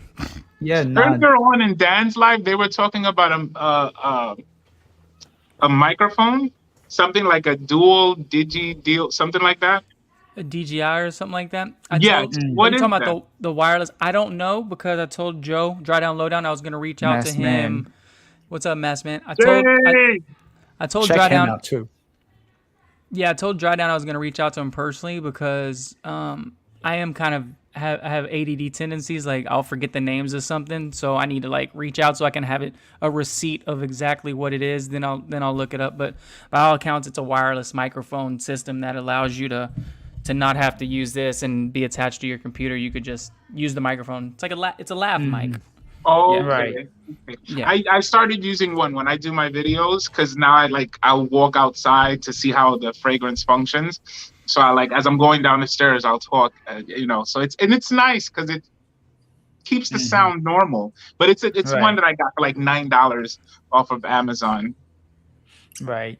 Nice. Dry Down. I'm not cheating. I believe depending on the size, it could go up to 75,000 for a dead stock pair of the Freddy Kruegers. Nike SB Dunks. But because the problem is that they got scrapped, so they were never officially released. But some people, they literally burned them. But some people were able to still smuggle, but they were supposed to burn the entire. It was a cease and desist that required them to burn everything. And so some people still have it, so they're super rare. But selling them for $1,200, I believe they're going anywhere from 50 to 75,000, if I'm correct. Wow! But they probably sold it back in the day.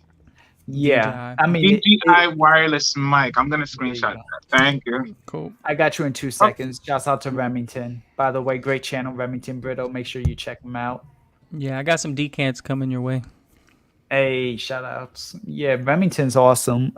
Yeah, empty decants. He said he's gonna send me some stuff because I told him I'm lost in the whole world of vintage fragrances. I want to smell some, but I don't even know the first place to start. So he said he's gonna send me a baseline. I'm gonna send him some empty decants so he doesn't have to come out of pocket. Gotcha. But that's in the works. Yeah, so I'm looking forward. I don't know. Hopefully, I get some stuff that smells old school. That'd be awesome. Yeah, he definitely knows his old school stuff, and he has a hell of a sneaker. He knows about my Kobe 1 Protros, and so when I saw that, I was like, okay, this is somebody who's into sneakers. And Cool Gray 11s are my favorite Jordan. Infrared 6s are nice. I'm not a big fan of 6s because they come off heavy like boots, but same thing with the 12s, but I don't mind those. I like the 13s.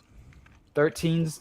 Michelle had on 13s, and I prefer women. And like my sister has a lot of 13s, so I like some of the models end up just working better on the women in my life or the women that I know than myself, and that's just one of them. Right. Yeah. So Tiffany SBs are nice too, but yeah, it's always interesting, especially with the DJI. So, oh shit. I need to look at that myself and maybe see, especially for like actual vlogging, because like this is good, but it still does end up picking up a good amount of feedback. What's up? My stepbrother, he just sent me a picture of me from when I was like 16. Let me show you. This looks ridiculous, bro. Always cool. Hey. I thought I was so cool, bro, with the puka shells and shit.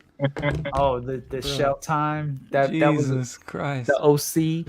The OC looking like a extra in the OC TV show. Yeah, that's crazy. Dang. That was a time. Everyone used to wear the shells and be the Cali surfer like guys. Yeah, bro. I was lifeguarding around then. I lifeguarded for 2 summers, bro. I thought I was so cool. No, it ain't no wow. I was just in a neighborhood swimming pool, just chilling. Like I wasn't doing shit. It's still a lifeguard. Like it's like to be able to, bro. I can't swim to save my life. Yeah, no, I grew up country, man. I learned how to swim in a current. My grandfather just threw us in a creek and we went with it. Yeah. Hell yeah. But looks like Horn Dog will be taking some bats in our Jordans and sneakers then. Yeah, I'm a huge sneakerhead myself. I don't own as much as I know at this point, but hey, speaking of knowing people, I had the pleasure of being on this man's live stream yesterday on Instagram, and he's since put it on his channel. So y'all make sure y'all check this man out if you haven't. What's going on, bro? Hey, she got. How are you? Yo, what's up? What's going on? What's going on? Just chilling. Good to see you, bro. Where you at? Yeah. Where am I? Undisclosed location. You guys heard the music in the background? A little bit, but nothing that's gonna get me copyright strike. Oh, okay. So I won't do that. The thong song, it would get you. Cisco. Oh yeah. Cisco. Yeah. Yeah. So we out and about. I just stepped away for a little bit. Nice. So what's going on, fellas? It's good to hear you, bro. All right. Absolutely. Welcome to the channel. I really appreciate it. Yo, that's a nice place wherever you at. Yeah. But nice. Joy Amin had posted like a reaction Dark Side of Fragcomm video. Not sure if you've had the chance to see it yet, but we kind of like reacted and shared our thoughts. It was like he came off, he wanted to cover addiction, and then he almost used the dark side of the Fragcomm, and it's almost like you combine 2 stories into one, and you never really fulfilled. I mean, you kind of fulfilled the addiction more than the dark side of Fragcomm, but now people want to hear about the dark side of Fragcomm. Like you almost teased us in a way. It's like there's a difference, right? Right. So that's just kind of what we and then since then, like talking about sneakers, talking about hygiene, teeth whitening, who had the whitest teeth, whitest teeth in Fragcomm. Exactly. That could be, white teeth gate could be a thing. Countdown pack,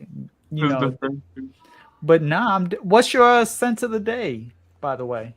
My scent of the day is Niche 01 by Zodiac. Nice. Yeah. Nice. I just wanted to hop on real quick. I'm gonna go back in the party. Hey, definitely. Yep. Thanks for hopping on before, and I just wanted to reciprocate, and I'll definitely hop on again. More than welcome anytime, bro. If the link's there, just click it. All right. Take care of yourself. Peace. Hey. Cool. Yeah, he's good people. Absolutely. He's great, man. Great energy. I mean, whenever you're able to talk to somebody for more than 35 seconds. Is good. When you have a 40-minute, hour-long, 2-hour-long conversation, that's when things are really going good, and nice. I was able to do that with him. He actually ended up, like I said, he made it one of his recent videos, but it was definitely a nice time for sure, so I'm gonna make sure to put that timestamp now so this way I could add him to the video. He's really cool, and he's good about reaching out to people. I really, really appreciate him. Absolutely. What time is that? 14? Oh, 1:45. I'll say 1 or 1:43. But yeah, I was on his live stream. I want to say last weekend or in the middle of the week last week or something. I was on just for a few minutes. I caught the very tail end, but yeah, I hopped on for like 5 minutes. It was a good conversation for as long as it lasted while I was there. Do y'all think these live streams are actually doing? Because some people are like, "Oh, the live streams are ruining." I personally think the live streams are better because now we're able to have interaction that kind of infused like that whole Zoom. Like back in the day, back in my day, when it was still dial-up internet connection, we were using Skype to like almost talk or plan or do whatever, and then afterwards we would take our camera or our webcam and shoot, hey, what's going on, everyone? I'm the unAVERAGE Joe here, and these are our sexy fragrances coming in at number 5, and then try to send it over. Whereas now everything is like, all right, you turn your screen on, I'll turn my screen on, my phone on, whatever. We'll both be on at the same time, and we could, like, I personally StreamYard. Yes, definitely like a better, more fluid thing. And the fact that the chat could be live and involved in the same process. And a lot of times the chat's doing their own thing altogether. Exactly. Yes. The chat is another co-host. Yeah. I think the lives are fascinating. I have to say the lives are fascinating. To say that they're messing up Fragcomm, you want me to tell you something? The person that would say that, it's almost like in music, right? So the music of this person's generation was the best music, and the people who create music after them, that music is crap music in my day, so they think it's not good, but it actually is good for the people of that generation. So if you're able to appreciate what you do, but also appreciate what's being done and what will be done after that generation, then it's not bad. I don't think that live streams are messing it up. I think live streams are opening it up to people. For example, here, you have people here listening to fragrance content that are not necessarily fragrance people, So that I don't think necessarily would have happened to the level that it's happening if it weren't for the lives. Absolutely. I think that's always fascinating. Like when Joey Cannoli's going live and then somebody just hops on and they don't know what the hell's going on. They don't know who anybody is. You don't know what part of the world they're on. And like that one guy, he didn't even speak the language that one day. And he was just sitting in the room. He was an old man. He's just like drinking and smoking his cigar. And he's like, he doesn't know what's going on. He's just like, well, okay. That part to me is extremely fascinating. And he's chilling with Fragcomm, It's like Josh got his first fragrance, right? Sonia de Vetiver. This is a person that's not fragrance, and he got an indie fragrance, Like it takes people a while to get to that level. Right. Yeah, and he said it resonated with him the way we spoke about it through the live stream too. So that is definitely, it's not just made for the people, it's also made for brands to interact. That is not who I thought that was. Remington. Shouts to Don. We spent the entire haul. So shouts out to Ruby. Ruby. Taught 8 grandson in one day by teaching him. But yeah, people who say like the live streams are like, if anything, it's only making it stronger, especially like you said with the whole international thing. And that's just for the people of Fragcomm and Marcial, like you said. It gets other people who aren't even into I mean, we had Strawberry on earlier. Strawberry didn't come from Fragcomm, but a month later, after hanging around us, she had 5 fragrance bottles. Right. So it kind of is it maybe, I don't want to say is it bad for the community? No, it's actually really good. But is it maybe kind of a challenging thing to maybe, because it's like you're live, and you have to not necessarily watch what you say, but watch what you say or make sure you're not like revealing too much up front. It's almost like you're meeting somebody for the first time, but with a camera in your face. Yeah, exactly. You can't just go like full, you know what I mean? Yeah. Right. Yeah.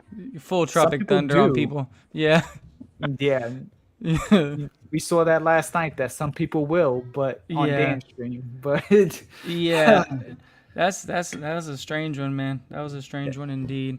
But yeah, I think I like the live streams because then you get to know people in general, like who I am, which I don't know if it's a good thing or a bad thing. I mean, it is what it is. But who I am in my videos isn't the same person I am during a live stream. I'm trying to provide concise information, very thought out information with no filler when I'm presenting fragrance related content because I want you succeed in that. You do it.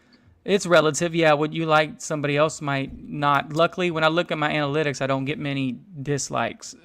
So that I'm thankful for that. But when I'm here, I'm just wanting to hang out, bounce energies off of you. Like, I'm reinvigorated by y'all.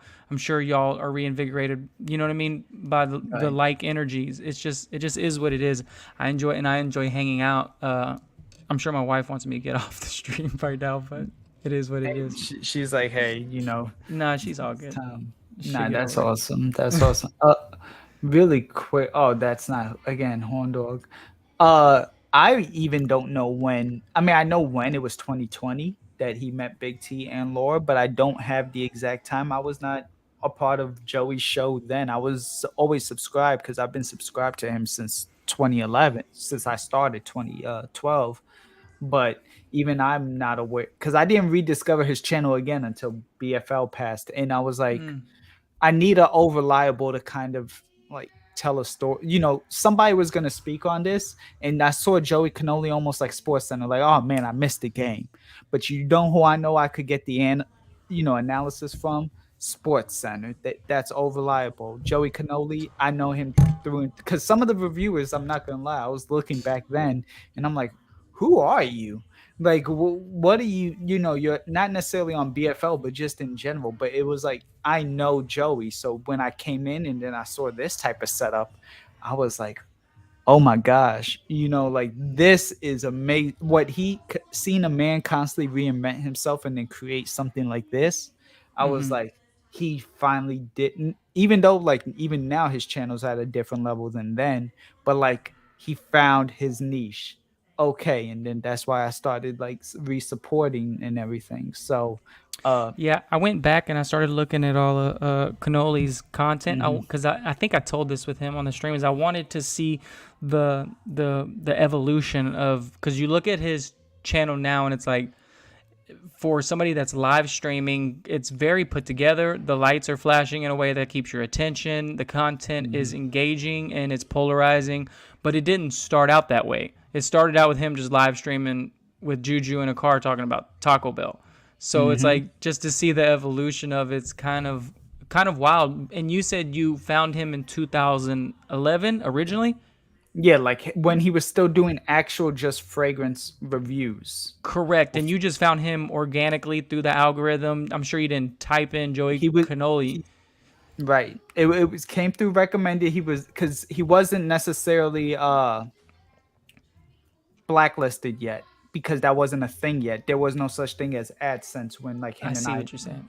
So like everything, it was a fair algorithm. Like, oh, you like fragrance here, and actually too, it was through like because we did more collabs, not just him and me, but like that was the thing. Again, like we'll all get on a Skype call. Hey, let's talk about our summer fragrances. Or best fragrances for a barbecue. You know, the same stuff that you're seeing now, but now done in a tag video. Yeah. And there was a Facebook group. Happy birthday, Alex. I see you. Don't you hide from me. Alex, mio fratello. There was a Facebook group where only YouTube reviewers were a part of, and this is when Facebook was still a thing. Instagram was still in its infancy. So we would all interact there, tag each other, talk, whatever. One of my pictures off of Joey's video reacting, I believe, to like Jeremy Fragrance when the Jeremy versus Daver thing was a thing. You will see my Nike Benassi slide flip-flop just like this going over like my ottoman with my mini fridge, microwave, and big screen TV of I Am Joey Cannoli. Joey used that on his Calvin Klein summer 2015 or 2016. One of his Calvin Klein summer, you will see my white Nike slide in the picture. Like he used that as a thumbnail because that's how eclectic he was. But that, like, I've known him for that long. But the thing was, when I first met him, or came across his channel, I didn't like it because it wasn't what I was. I didn't like Gucci Guilty, and I wanted new fragrances. And hearing a guy come off like Andy Milonakis, in my opinion, at first, wasn't the vibe I was going for. I mean, because he was younger then, so it was like, yeah. But when you say that, I wouldn't have put that association there. But when you say that, I'm like, okay, I could see that. You get it. Right. Yeah. You know, especially back then, like back in that time where Andy Milonakis was still very relevant. It was only, I mean, we're talking 2012, you know, so I'm like, who is this Andy Milonakis, man? If, you know, I'm looking for an actual fragrance review right now. I don't want to hear about, you know, the queef and the chief and everything else. And I'm like, man. And so, but then after doing the collaborations with him, I got to know, and being in the group, I got to know him more. And that's why when I came back, he was like, oh, damn, it's Joe. And again, he had me in his thumbnail back in 2015. So coming into 2021, he knows who I am. Yeah. You know, so and that's why, like, then it was like, okay, I know you, you know me. Let's just works. rock. Let's rock like that. Yeah. That's what's up, man. Yeah, I think it's a good mix between y'all two. Y'all have a good vibe going, and that's important. You know, you like.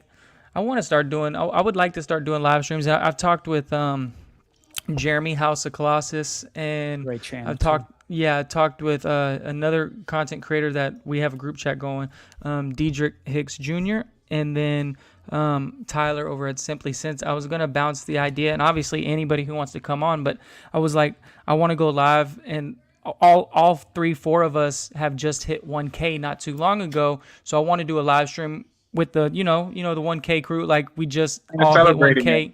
Yeah, come together, talk about what we learned, and whoever else wants to hop on.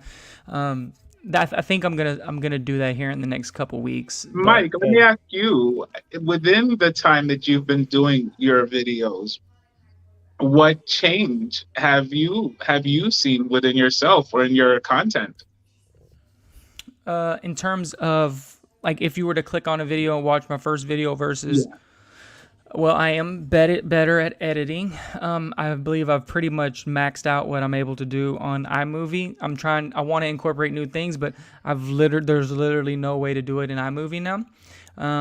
I do have the bandwidth to be able to handle that now. So that's something more seamless transitions, more seamless when I'm presenting a fragrance, less filler. I cut the, hey guys, let's do it for the algorithm, like, subscribe, let me talk for 45 seconds and then you're going to bounce. I cut that out. I got straight to the meat and potatoes. I don't know, B-roll. I include more B-roll now. Yeah, and like if I'm just talking in real life, I like the B-roll. I like that. I saw, because I'm subscribed pretty much to all of y'all. I saw that I had tried to do it earlier on because I use Power Director, and then I was like, and I kind of was like, whatever, now I'm not gonna try it. But then I saw you do it, and I says, okay, Marcial, don't be a quitter, do your best and figure it out. And so now I add B-roll into my stuff. And it was because I saw you do it, and I was like, you know what? Okay, I'm smart. I can figure it out. I ask a lot of questions. I'm a known troll, but I troll for a very specific purpose, not just to get like a laugh off, but I troll for a very specific purpose. Like I was in Dan's live streams, like saying I was Fragcomm's sexiest reviewer, not to get a laugh, but because I knew he was gonna, like, all right, then hop on the stream, and it's like, got him. It worked. It worked. You know what I mean? Yeah. And then and I will also hit people up on the DM, and I was like, hey man, what are you using for your B-roll? What are you using to edit? What do you like? Tell me your blueprint, basically, so I can figure this out. And I get a lot of my B-roll from an app called let me look it up. It's called Pexels. Pexels. And I just look it up. You can type in everything, thumbnails, that's where I get a lot of my stuff from, man. Thank you so much. I appreciate it. I have to go. Okay, Marcial. Thank you. Love you guys a lot, all right? I appreciate you. It was you great got to it. see I you. appreciate you from the heart, Adios. man. From the heart of my heart. Nos vemos, Mike. Later, Bye, man. everybody. Hey, take care Bye, of yourself. everyone. Always a pleasure, man. Likewise. Make sure y'all check them out, Marcial. Yeah.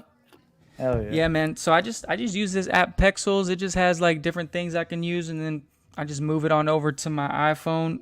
It's all types of content. You can just, you know what I mean? Just whatever Different you stock want to use. footage and Yeah. B-roll. Okay. Yeah. You can do videos, Nice. photos, whatever. Like, I'm not scared to give the blueprint because, like, bro, I just have let's be honest, man. I have 1,000 subs. I'm not like, you know what I mean? Like, come on now. Yeah, same thing, you know. Yeah. And even still, like, I'd rather do that, you know, and that this could almost be touched on the darker side of Fragcomm, that sometimes, not all, but some of the larger channels don't want, not don't like that, but just they don't build or want to build the other channel. Like how we're just like, yay, make sure you check them out too. You know, hey, this, that, and the third, or hey, I'm using this, or you know, everyone's almost like, you know, oh, what are you doing for this? And it's like, oh, I use a program. Well, obviously, because it's No shit, 2022, Sherlock. we're using computers. You know what I'm Yeah. saying? Like, you know, to be like that. Really quick, I just want to touch on one thing. So Pop Fritz is trying to figure out how, like, on Dan's live, the comment about Ross turned into like a whole negative thing. That's, in my opinion, from how I saw it, because I was there in that moment, the person who pretty much almost like turned the conversation is a very like tunnel vision person. So they don't know you, and they don't know that you've been subscribed or to Ross for, you know, since you were like his 10th subscriber or whatever the case may Yeah. be. So they're seeing it from a thing like, oh, this is just another person saying, like, why do you want to fight Ross? So they're just automatically seeing it With as the just bias. negative. Yeah. They're implying their personal bias towards Ross with that comment. But then again, I can't speak on what happened because, I mean, maybe you Right. can enlighten me because I was eating dinner. I hopped Right. off and then I heard y'all were like, hey, who's going to fight who? Like, it was just like, Exactly. yeah. Yeah, it was more of just a thing where it was just one of the specific people took it as some, you know, when you take things too or somebody who may take things too literally. Yeah. And that's why I'm saying they see everything from that literal, like, it's not like just because this person is posing the question doesn't mean that they don't like Ross, so they want to wish negativity on him. And that's Yeah. just it. Unfortunately, that's just how people are. So that's kind of why it got turned. Known troll RXL is saying I was gonna steal one of I Smells videos, but they were too good. I had to, Jesus, RXL. Yeah. Yeah. I had a total brain fart. Go ahead and continue. It'll come back to me. All right, all good. I mean, you've definitely been like doing your thing. I got that sample. I made sure to get a sample of Tarathi Blue, you know, and after seeing it and seeing your video, and you definitely had me interested. I mean, you definitely have a lot going for you, and I do appreciate your energy. You're laid back. You're just, hey, I'm just here. I like fragrance. I'm here to meet Yeah. people. You know, you almost are like what I was saying about Joy's video. Like, you don't look to overextend yourself. You know, like where you want to be, and like in the meantime, you're like building properly, and that's why like certain big reviewers, certain old reviewers, they don't do that. They'll try to overextend, or they'll try to like keep others down, whereas you're like, no, I want to collab with you. Like you said, Jeremy from House of Colossus, Tyler, lesser degree, Brian from My Two Cents. That's where I was going because the M in My Two Cents, but Brian from My Two Cents. Yeah, he's Mike with the fragrance wardrobe, Tyler simple fragrance, centralized mass man reviews, signature scent reviews. I want to literally collab with anybody who's open, and I know that's like, if you want to talk the darker side of the community, I know who's left me on scent and not red. You know what I mean? Or I know who's left me on red and not replied. And then I'll tell you right now, Ross responds back. Ross has did stuff to make sure that my channel had visibility. He said he's open to collaboration. I haven't asked him to collaborate yet because I want to present the right idea to him. You know what I mean? But yeah, I don't know why Ross gets all the hate he gets. Probably because he's semi-successful at what he does. But yeah, man, I've been enjoying the process, and I just hope that conveys over, because it's I wouldn't say this is hard work, but it's very time consuming. So, yeah. Absolutely. I just came on to say what's up, and then I agree with what you guys were saying. It's hard work, man. Nobody wants to put in the hard work. Nobody sees like the blood, sweat, and tears. They just see like what's out there, the product. Hell yeah. Hell yeah, man. You know, absolutely. But and at the end of the day, again, going back to the whole addiction thing, not sure if you had a chance to see any of that, Sancho, or even caught the video from a few days ago from Joy. But I just feel like some of it is, I don't want to make it like that, but some of it is kind of a cop out, like, oh, I'm addicted to fragrance. And it's like, addicted to fragrance can't really, I don't want to say it can't be a thing, because it can, but it's still a little bit of a, like, are you addicted to fragrance, or do you actually just have like a money and time management problem? Do you have an ego problem? Like, No, well, those aren't necessarily. Isn't that like the first thing that what addicts do? Like, admit that you're an addict in order for you to get help? Maybe he's taking the first step. Right. And that's not me knocking him either. That's just, I guess, again, going back to it, is like the title. You're setting up the title to be like this whole scary gore. Oh my gosh, addiction. Like, we're going to open up. We're going to talk a little bit. And it's like he kind of went very surface level with it. I mean, yes, he might have been personal too. And maybe that's what he wanted to share for right now. But it was just like, it wasn't necessarily a hot take. Right. It could have been for the title. It could have been a little bit more hot. Yeah, could have definitely been a little bit. Who knows? Right. But I tend to think it's like less of a fragrance addiction and more of a shopping addiction, because that same dopamine hit could be applied to anything. And I've been there as well. Like, you know, it's starting to be an addiction where the second you receive something in the mail, you're ready just to order something else, and you didn't even like enjoy what you just received. It's like, all right, slow down, check yourself. I've had to do that with myself a couple times. It's like, all right, man, like you need to like wear the fragrance before you order something else. You know what I mean? But I'm in the DMs with other people, and they're like, I'm like, hey man, y'all got anything new? They're like, I just ordered 20 new fragrances. It's like, shit, okay. Hey, but do you guys are you guys friends with other reviewers like in your area?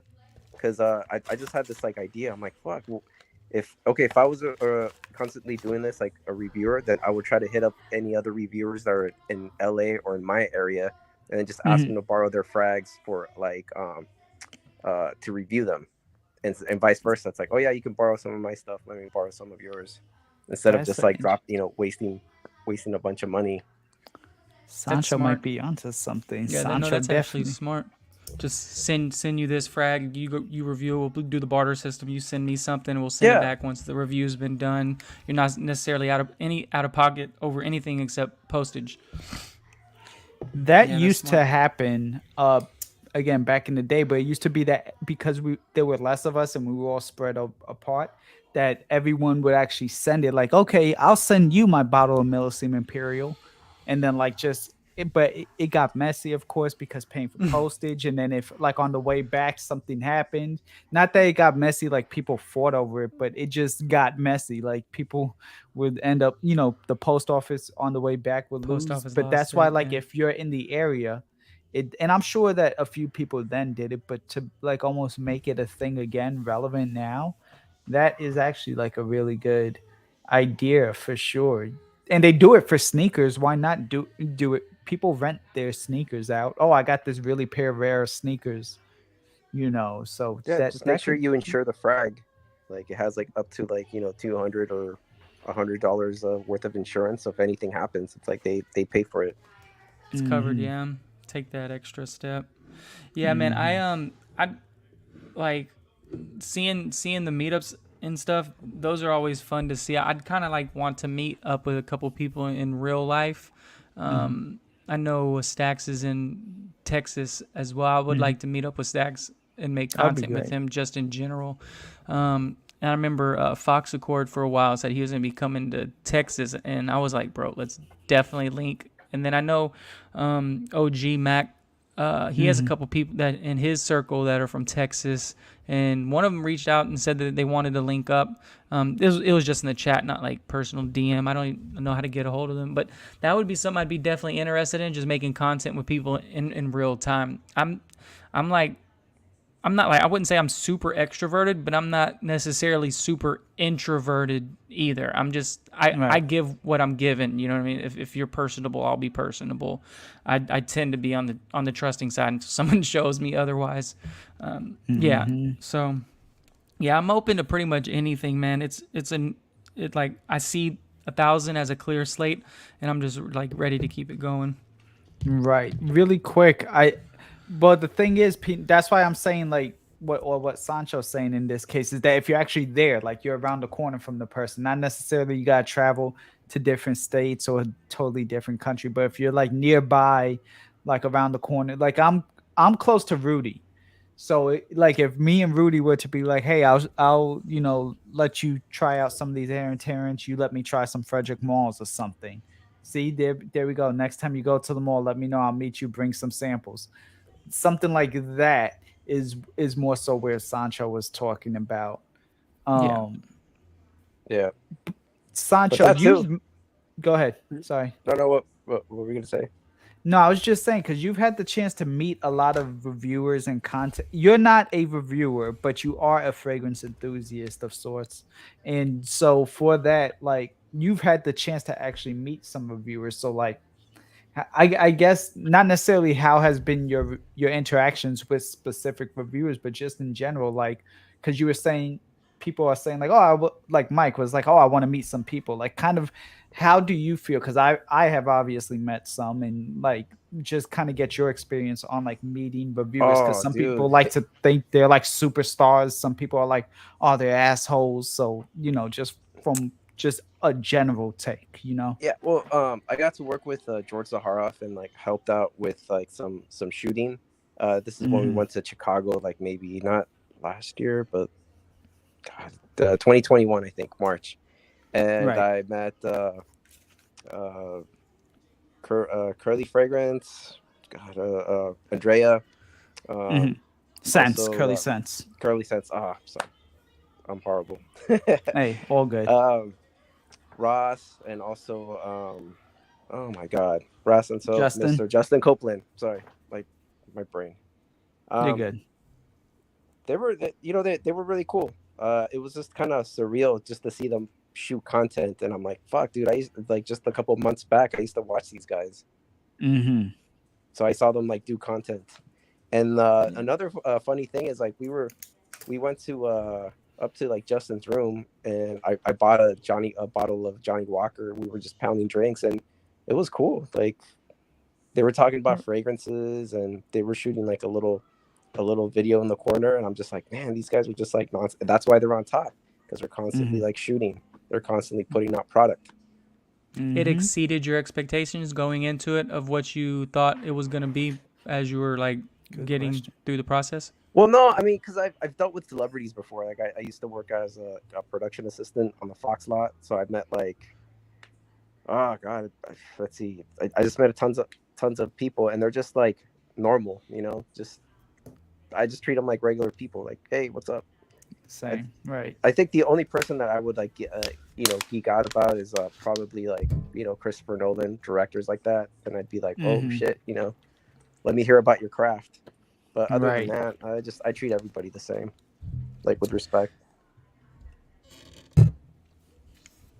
Got you. No, I mean that's basically it, and it's always Dan, Mr. Smelly. Thank you for stopping by with the £5 super chat. Welcome to my channel. Great stream, folks. I appreciate you. Y'all make sure y'all check out Dan. Sure. Y'all may know him, but just in case you don't, it is Mr. Smelly1977. However, he has grown out a beard thanks to the 3 Joes advice. Joe knows. And so because of that, he's looking more like Mr. Smelly1997. Yes, that is the nickname that I gave him. But I appreciate you, Dan, for stopping by. Absolutely. Yeah, thanks for having me on your stream earlier, Dan. I appreciate it, man. Same. I also wanted to say too, because this is why I came on, because Joe, you mentioned that, like, there's people that are like non-fragrance enthusiasts that found, like, Joey Cannoli, but like what I really like about this is, like, we're all friends. Like, I mean, I feel like I can call you up, or we can like chat, or it's nice. It's just like normal. And then when we meet in person, it's never weird. Like, when I first met like Aram and you know, what else did I need? Mr. Miami Cuddles, Patrick, George. It was just like normal. Like it's like, hey, what's up? You know? Right, because in a way you've almost like spent, especially in y'all's case, y'all spent like a whole 2 years together before meeting up. In a way, like, yeah, being, I don't care what you say, even though you're in a different place, being in front of a computer screen with like 20 people at a time, you know what I mean, and everything, like for 20 hours, I mean, or more, less, means a lot. Speaking of more, we have somebody here for their first time, and I am grateful and thankful that they are here. What's going on, Dan? Great to see you. Oh, hello. wow. Hey, lovely to see you guys. Hello, Joe, and all the other guests. Lovely to see you here. Dude, this is Welcome, surreal, man. welcome. Like, did I tell you I used to watch you back in? Well, I still watch you, but shit, like when I was researching fragrances, you would come up, and I would always be interested in seeing your opinion about stuff. So same. Thank Same. you. I'm not gonna lie. I remember I would watch Dan, and it's definitely not a knock. If anything, this is a compliment. I looked at your brand overall, and I was like, he has a good brand. And now getting to know you, it's like you maintain your brand, but you work with everybody, and you maintain that balance. And I definitely respect that. And I respect the fact that you pull these all-nighters. I saw last night the sun was shining through your window. I was like, oh man, Dan's really getting into it tonight. Jeez, I'm a very dysfunctional person. I got stamina though. Yeah, I got stamina. You know, yeah, I can stay up and I'll sleep it off next day and I'll get up. Yeah, I don't claim I don't claim this is the lifestyle that I would recommend, but yeah, I'll keep doing this. I'll keep doing this till I drop down, which maybe next week. But yeah. Enjoying the stream though, guys. Enjoying the combo, as they say. Yeah. Yeah, you're doing it though. You're doing it. Absolutely. Thank you, Dan. I appreciate you stopping by. This is your first time here. You know what I mean? I'd have a beer with you right now, but you know I gotta wait till next week after the event so I don't look all puffy and bloated for my sister's graduation pictures. But got you. Definitely, Okay. I appreciate. I will not be having a beer with you, Dan. But I did take some kratom. Y'all do need to look this stuff up. It definitely takes the edge off. So. Oh, okay. I feel very zenned out right now. I'll say that much. Nice. Where would one maybe get access to this per se? Not necessarily like your specific, but you would want to Google it to see what it is first. Okay. Yeah, it's kratom. It's been used for thousands of years. It's an Indonesian plant, and it has mild like. It's like. Yeah, just Google it because I don't want to create no. You know what I mean? Got you. Yeah. All good. Yeah. So Dan, I know you were live streaming. So at the time, great stream by the way. Thank you for having us again. But always a pleasure. I know Joy specifically did upload a video about 4 days ago talking about the dark side of Fragcomm and fragrance addiction. Not sure. Have you been able to check that video out? I didn't see it. I saw it and I didn't watch it. Yeah. He's saying is it the addiction? Yeah. What did he say? Enlighten me.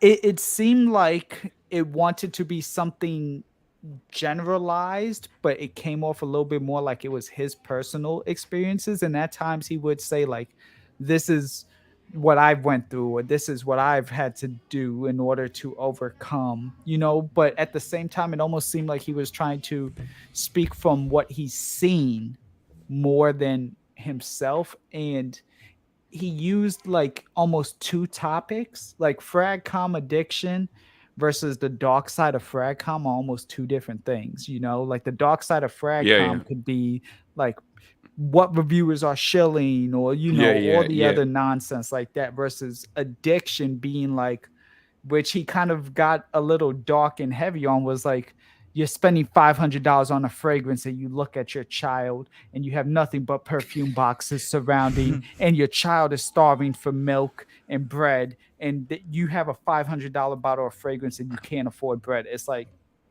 that's a little heavy. Like I don't see that scenario necessarily happening, you know. But as a whole, is that what he said?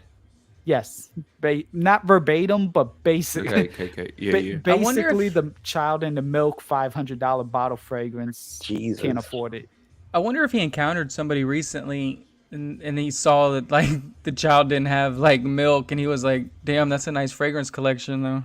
Right. Maybe. I don't know. I don't know. Damn, dude, if that was my sister's kid, dude, I'd go over there to the house and just break those bottles over his head. Yeah. You know, but yes, I mean, just in general, Dan, do you feel fragrance addiction is actually a thing? I guess that's can fragrance addiction even be an addiction? Like the way I see it, it's more of like a time management and a money management thing than a like actual like it's not like a substance addiction per se. You know, so at that point it's more so like if you're not sleeping because you're like too busy trying to be the next reviewer, the next great reviewer, the next, you know, you're like on a hamster wheel, you know. So how do you feel about any of this? I think buying fragrances is just more like a sort of a variety of shopping addiction. If people are buying stupid amounts of fragrances, you can categorize it as fragrance, but it's the same thing as people who have a shopping addiction. They buy too many clothes or whatever. Correct. So yeah, I think that definitely is a thing. I don't feel that I suffer from it, although I do have a lot of fragrances, but I've got the total justification that I've got to, I've turned it into something positive with the channel. But yeah, I think fragrance addiction is it's the same as someone who has an insane addiction to buying shoes or something else. So yeah, it is a thing and it is a bad idea. And obviously, if you can't afford to pay your bills and you can't afford, you get an unexpected car bill and you've got no money left, and but you've spent $2,000 on fragrances, that is bad. So yeah, it's a thing, but I think the psychological designation is the same as just shopping addiction, but it just takes that specific form. That's my thing on that. Yeah. I never felt that I'm worried about my fragrance buying. I do buy a lot, but yeah, I buy a lot of like £20. No, I don't buy a lot. Like there's been whole 2, 3, 4 weeks when I don't buy anything. I buy stuff, but I went through a slightly crazy phase where I acquired a lot of stuff. But you can buy a lot of great fragrances for £20, £40. Yeah. It's compared to buying, I don't know, luxury cars or watches or shoes or it's. I was going to say that. But yeah, there are people who do have an addiction and it is a problem in their life. Because I know I see people who say like, oh my God, I've had to get my fragrances delivered to work so my wife doesn't see them, So yeah, it does exist, but I don't think fragrance, I think it's just a subsection of shopping addiction. Yeah. Do you guys have like a magic number? Like, well, for me, like, because I started getting like acquiring a lot more fragrances.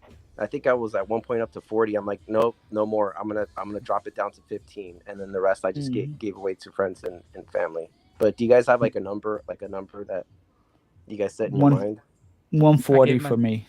I gave myself a soft cap of 150. Yeah, and I just kind of looked at my space and what I would be able to put in that space, and I told myself that's about 150. And then at that point, I will sell the ones that are collecting the most dust, and then I'll be able to fill that space. But what Dan was saying is, like, I think a lot of people with this hobby, you have to be mindful of your resources. I can't afford a fancy Rolex hobby. I just can't. I don't make that type of money. And a lot of people, they can't afford, unfortunately, a hobby where they collect fragrances and spending, even $200 a month. And they need to be mindful of that, because once you start doing that and you want to be part of the hobby, that's fine. Maybe just get some lower end fragrances. There's no shame in that. And I heard Joy was kind of talking about that, like the shame that is kind of displayed on somebody when they're not buying all Creeds. I went and smelt Creed Arolfa. I heard Dan talking about it. I heard Tyler talking about it. It's an amazing fragrance. But personally, I'm not going to spend that much money on a fragrance. That's just me personally, but I can see the appeal of why somebody would, because it's an amazing fragrance, and that's just me being mindful of, okay, what would that mean if I spent $400 on this fragrance right now? So right, yeah. But it's a creed. it's a creed. Yeah. Yeah. Alex, does this have anything to do with the special like day of the year at this point for you? Because it's every day is your birthday, so your magic number is 365 fragrances. A birthday present for every day of the year. A birthday present for every day. Let me know in the comments down below. Happy birthday. You've got to love Alex. Yeah. Do you have Alex is a legend. Do you have a cap, Dan, on what you told yourself you would? Because no. You know what I mean? No. Okay. No, because for me, the more is the more. The bit more is more, and good is. Yeah. I'm lucky enough that I got a fragrance channel, so I want to have more fragrances, so I don't feel guilty about having them. That's a bit of a. I mean, so have you guys, but yeah, no. I the more fragrances you have, the better. And you know, you can buy lots of really cheap ones, and people love, you know, that one of your more viewed videos will be a top 10 cheapy fragrances for spring. So people love to hear about cheapy ones that are £20 or $20 a bottle. So you know, I know people say it's an expensive hobby. Compared to some other stuff, it's not that bad. So yeah, more to me, more is more. I don't feel guilty about it. You know, touch wood, I you know, make more money from the channel than I spend. Otherwise I'd be dead, starving. So I don't have a problem with it. So I think, yeah, it's okay. But for people who just kind of collect them for the sake of it, and if they've got, you know, they're like they can't afford the car repair bill or whatever, or to fix the washing machine or the boiler, then that is stupid and irresponsible. So you do have to be careful. And yeah, of course, I'm very much like, this is not an emergency. I do not need a new fragrance. Like, this is I don't lust after fragrances that much anymore. I just want the ones that I really, really want. And I don't, yeah, especially like as a reviewer, you just gotta know that balance. Like, do I need this brand new designer release? No. You know, that's what Fragrantica and everything's for. Look at the notes and be like, oh, okay, I don't need that. Or even just go to the store, try it, and if you like it, it allows you then buy it. What's going on, Sancho? Yeah, I was gonna say I'm just happy with decants. I just need like a little sample, and I'm good to go. I don't need to have like, the whole bottle. I need to have my decants actually on display, because my decants are in like I have a shelf and it's like a drawer built in, and because it's out of sight, sometimes it's out of mind, and I don't reach for my decants like I want to. I have full bottles. There is one particular fragrance Dan influenced me to buy. I think I even asked him about it a couple of times. I saw reviews on it. And it's not even an expensive fragrance, but sometimes I'll do a lot of like research before I buy a fragrance, because I actually wear all my fragrances, and I've had it on the video. But Dan, I'm absolutely loving this fragrance, man. And I looked up the, I don't know, maybe you can help enlighten me. I looked up the batch code, and I didn't even know it was a vintage bottle, but apparently, I don't know if that's true or not, but it said that this bottle is 17 years old. So I don't know if that's true or not. I don't know if you know anything about this fragrance in terms of what a vintage looks like. I think it was this is Lalique Porom, the lion head version. I don't have a clue about that. I would find it surprising if that was the case. It could be true, but I know certainly these sites where you look it up tend to only go back 10 years. Yeah. So I don't know where you looked that up. Check fresh or batch something. Yeah. Nah, I doubt it. I doubt it. I think it's recent. I don't know, but I would imagine it. That's not I don't know either. But it's a great solid fragrance. So yeah, I love the way it smells. Amazing, kind of very well, kind of a cheapie. Yeah, a great fragrance. Lalique Porom, and confusingly, there's a lion head version and a horse head version. But the EDP of the lion is that is the nuts. Yeah.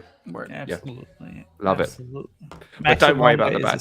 I sincerely doubt that you bought online from you bought it like not as a secondhand thing on eBay. I I bought sincerely it on doubt you. I bought it on Macari. It was as a secondhand. Yeah. I was secondhand. Yeah, this is secondhand. I didn't buy it brand new. Okay. Well, you never know. It could be. I don't think any. I don't think any of these checker sites go back more than 10 years. So I don't know. I see this stuff sometimes where people have said, "Oh, it's 18 years old." These codes repeat or something. I wouldn't trust it at all. I don't know. I didn't go out searching for a vintage. I just looked up the batch and it said it was like old. So I was like, oh shit, maybe I have an old batch. Like, you know what I mean? Nah, I have just the modern and it's brilliant. So I wouldn't worry about any vintage on that. It's a great fragrance. So great stuff. Yeah, I like it. It's like $30. You don't have to spend that much to smell good. Exactly. No, exactly. That's very, very, very, very true. Yeah. Yeah. And I mean, right, you don't have to spend that much, in which, like, you know, it kind of goes back into the whole cost thing. You got to almost start entry level, because he did kind of touch on like reviewing, right? Because he was like, it's a lot of pressure in the addiction video. Like, it's a lot of pressure. You have to make sure you have the fanciest of the equipment. And it's like, no, you kind of just start baseline, you know, get a Blue Yeti. Blue Yeti is not the greatest mic, but it is a good mic for the price. Get a Blue Yeti, get a Razer Kyle. You see, I know both, I believe you and Dan, Mike, both kind of use a one version of a Blue Yeti, but at the end of the day, good mic, decent camera, and, you know, start with decants. I mean, my first review was of a Lucky Scent, and we know how tiny those samples are. Pure Distance M, you know. So just work with what you got, and then just constantly build. I mean, now look. So true. Let's just. Do y'all feel anything about that, or just kind of really agree? It's harder than it. It's harder than it. Okay, I don't know. Harder. What I realized, what I've learned about the fragrance community is that the ceiling's kind of low. It's not like that big of a community. This is not soccer. This is not like cars. This is not like boxing or something worldwide. It's a small community. It's a fairly small community. And you're not just, if you're creating a brand new channel, don't expect a whole bunch of views right away, because that's probably not going to happen. Good night, LX. Enjoy the match.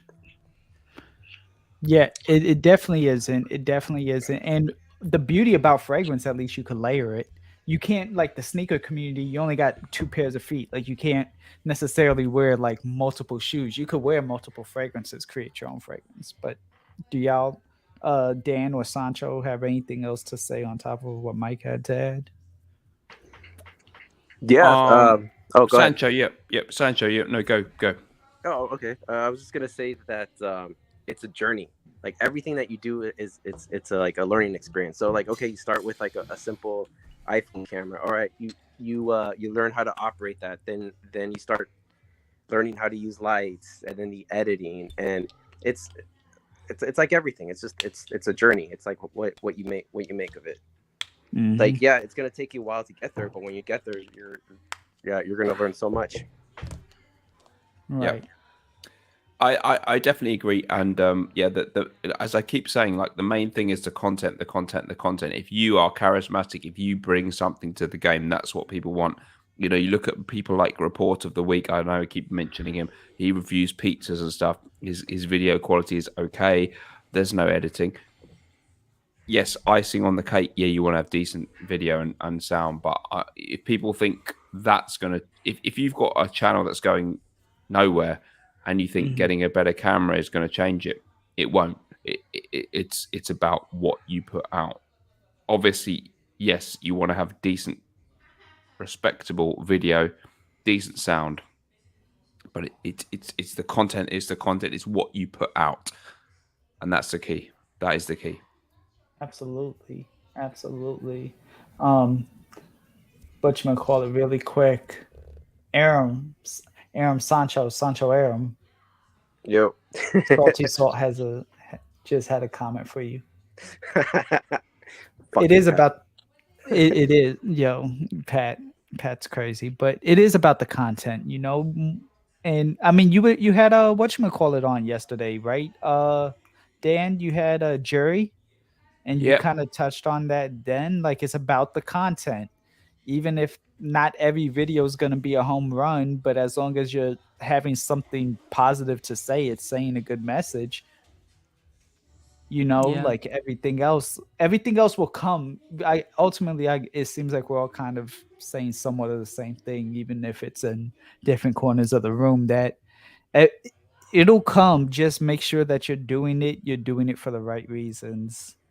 Oh Lead yeah, times yeah. will Like if you're be- just doing this because I want to have like 1 million followers and my own fragrance, then you're never gonna do it. Like most of the people that are the reviewers that are gonna stay in Fragcomm or the long lastings are the people that really, really love this this passion, this hobby. right. Yeah. Like like when I say I genuinely just enjoy kicking it with y'all and I enjoy meeting people. Like I mean that. Like I didn't come in this thinking, okay, I'm gonna get 1 million views. Now I did come to learn that the ceiling was it's not as big as a community, which would explain it because when I tell people in my regular life I collect fragrances, they think I'm a little nuts. But yeah. I think Jury would be. I would love to see Jury back on your show, Dan. Yeah, I thought you he did was a a great good job guest. with him. I Yeah, thought he was a good guest, and he was right about exploiting trends in general. Like I noticed he said that using a catchy song or something to help his videos take off. That was kind of interesting. It was, yeah. He was very honest about how that works, and he's very much a TikTok person, and he's of the TikTok generation. So it was very interesting to cross over to that realm.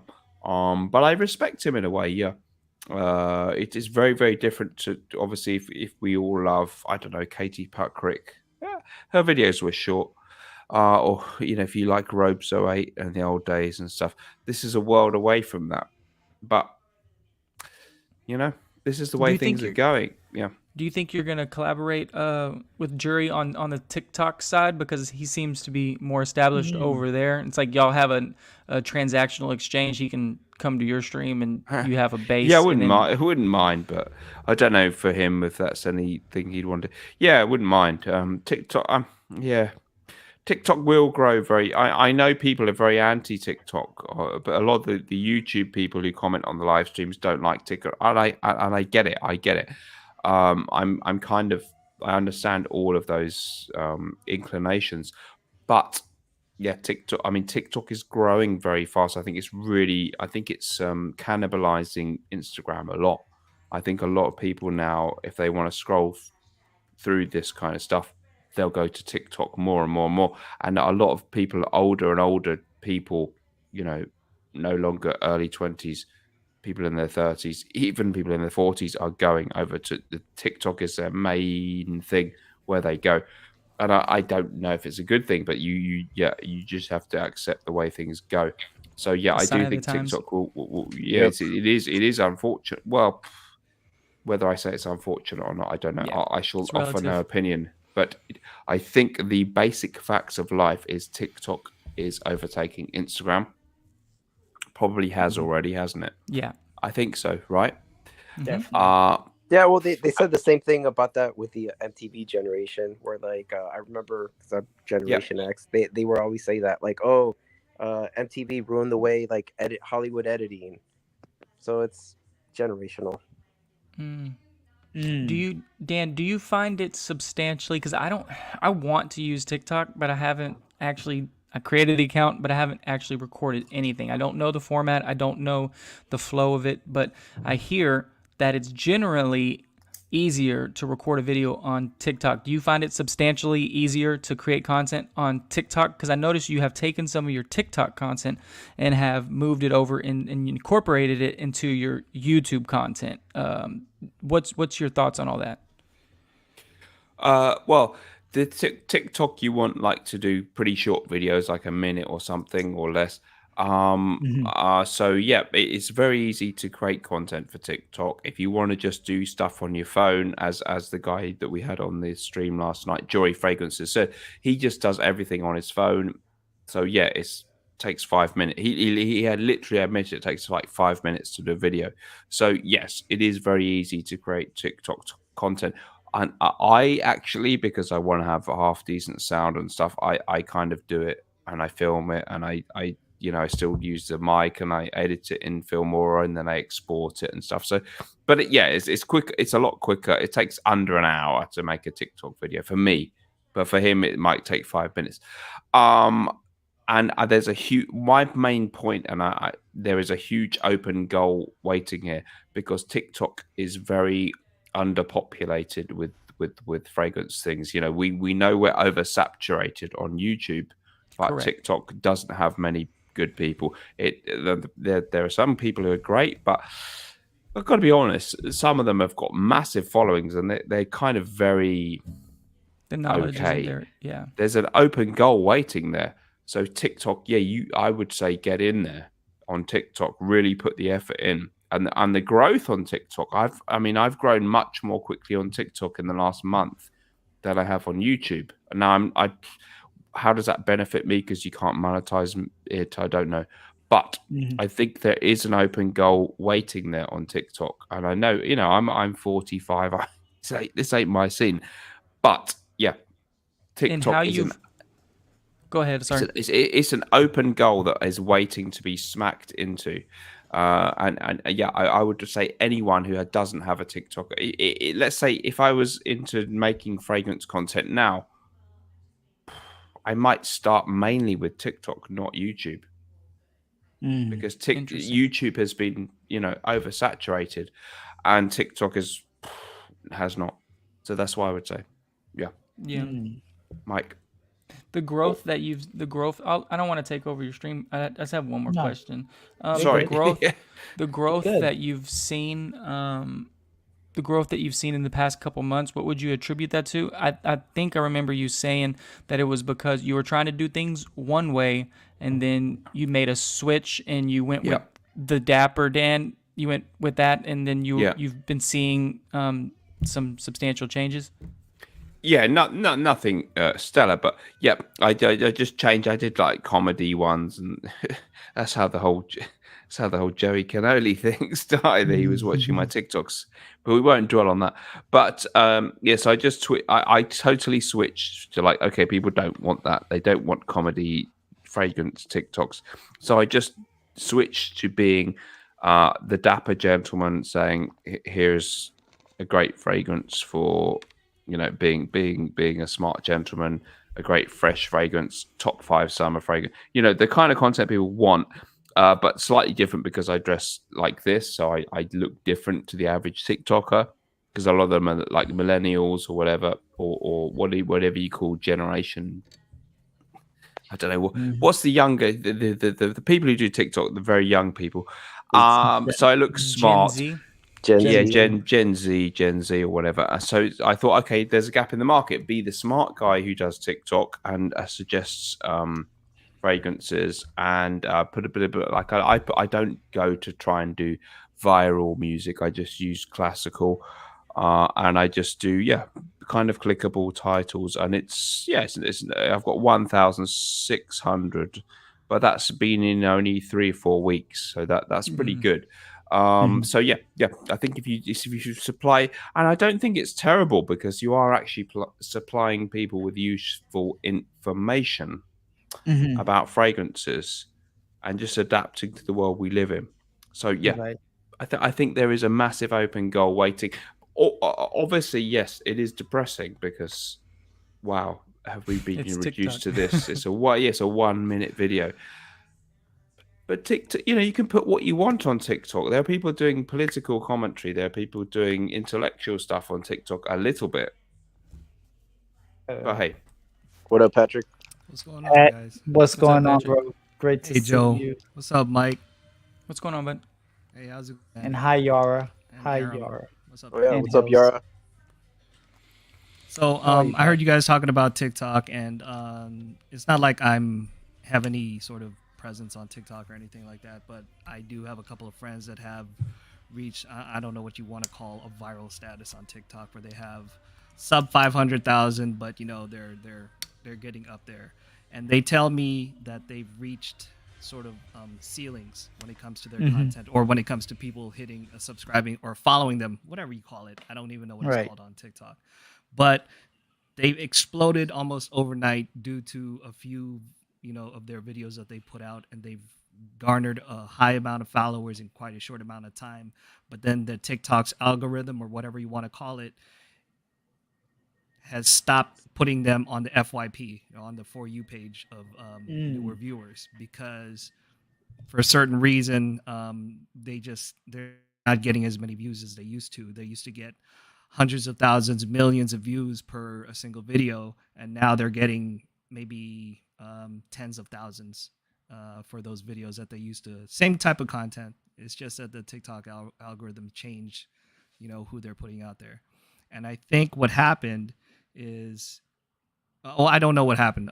TikTok is sort of a mystery when it comes to reverse engineering, and they're trying to, there's software engineers that are still trying to figure out how to get viral on TikTok. But a good thing that people like to use TikTok for is to grow their other platforms. So like you, Dan, if you want to grow your YouTube channel, you can use TikTok as a directional arrow to your YouTube platform. And I think that's something that TikTok is good for. If you are able to reach a TikTok where you're exploding, but you're constantly pointing people to your other social media, your other content, then it's a good thing. That's a good way to use TikTok, in my opinion, for people like you. Yeah, especially if it's only taken you a minimal amount of time to create that video, and then you can plug your main channel. Yeah, I want to check out TikTok. I haven't actually got in there, but I know it's something I need to do. I hear it's an untapped market. I hear there's this gigantic demographic that's not on YouTube. I just haven't done it. I mean, same thing with Instagram. I mean, the type of content that is on Instagram is different than the type of content that's on TikTok is different than the type of content that's on YouTube. YouTube, if you want to go for more of the long format style and get your thoughts fully out there, it's perfectly fine. YouTube is trying to jump onto the shorts, but it's not catching on as quick as TikTok. But like I said, I hear, Patrick, that I don't know if you agree, but I hear the YouTube short thing isn't quite really working. I don't know. I wouldn't say it's not working, but there are some people that are gaining followers on their page because of their shorts. But me personally, I like to separate my platforms. If I want short form content, I'm gonna go to that platform. Exactly. If I want longer form content, I'll go to YouTube. If I want to look at beautiful pictures, I'll go to Instagram. Yeah, facts. So that's just me. Same here. Yeah, I don't want a 30-second video on my YouTube. If I want to go on YouTube, I want a 5 or 10-minute video. Yeah.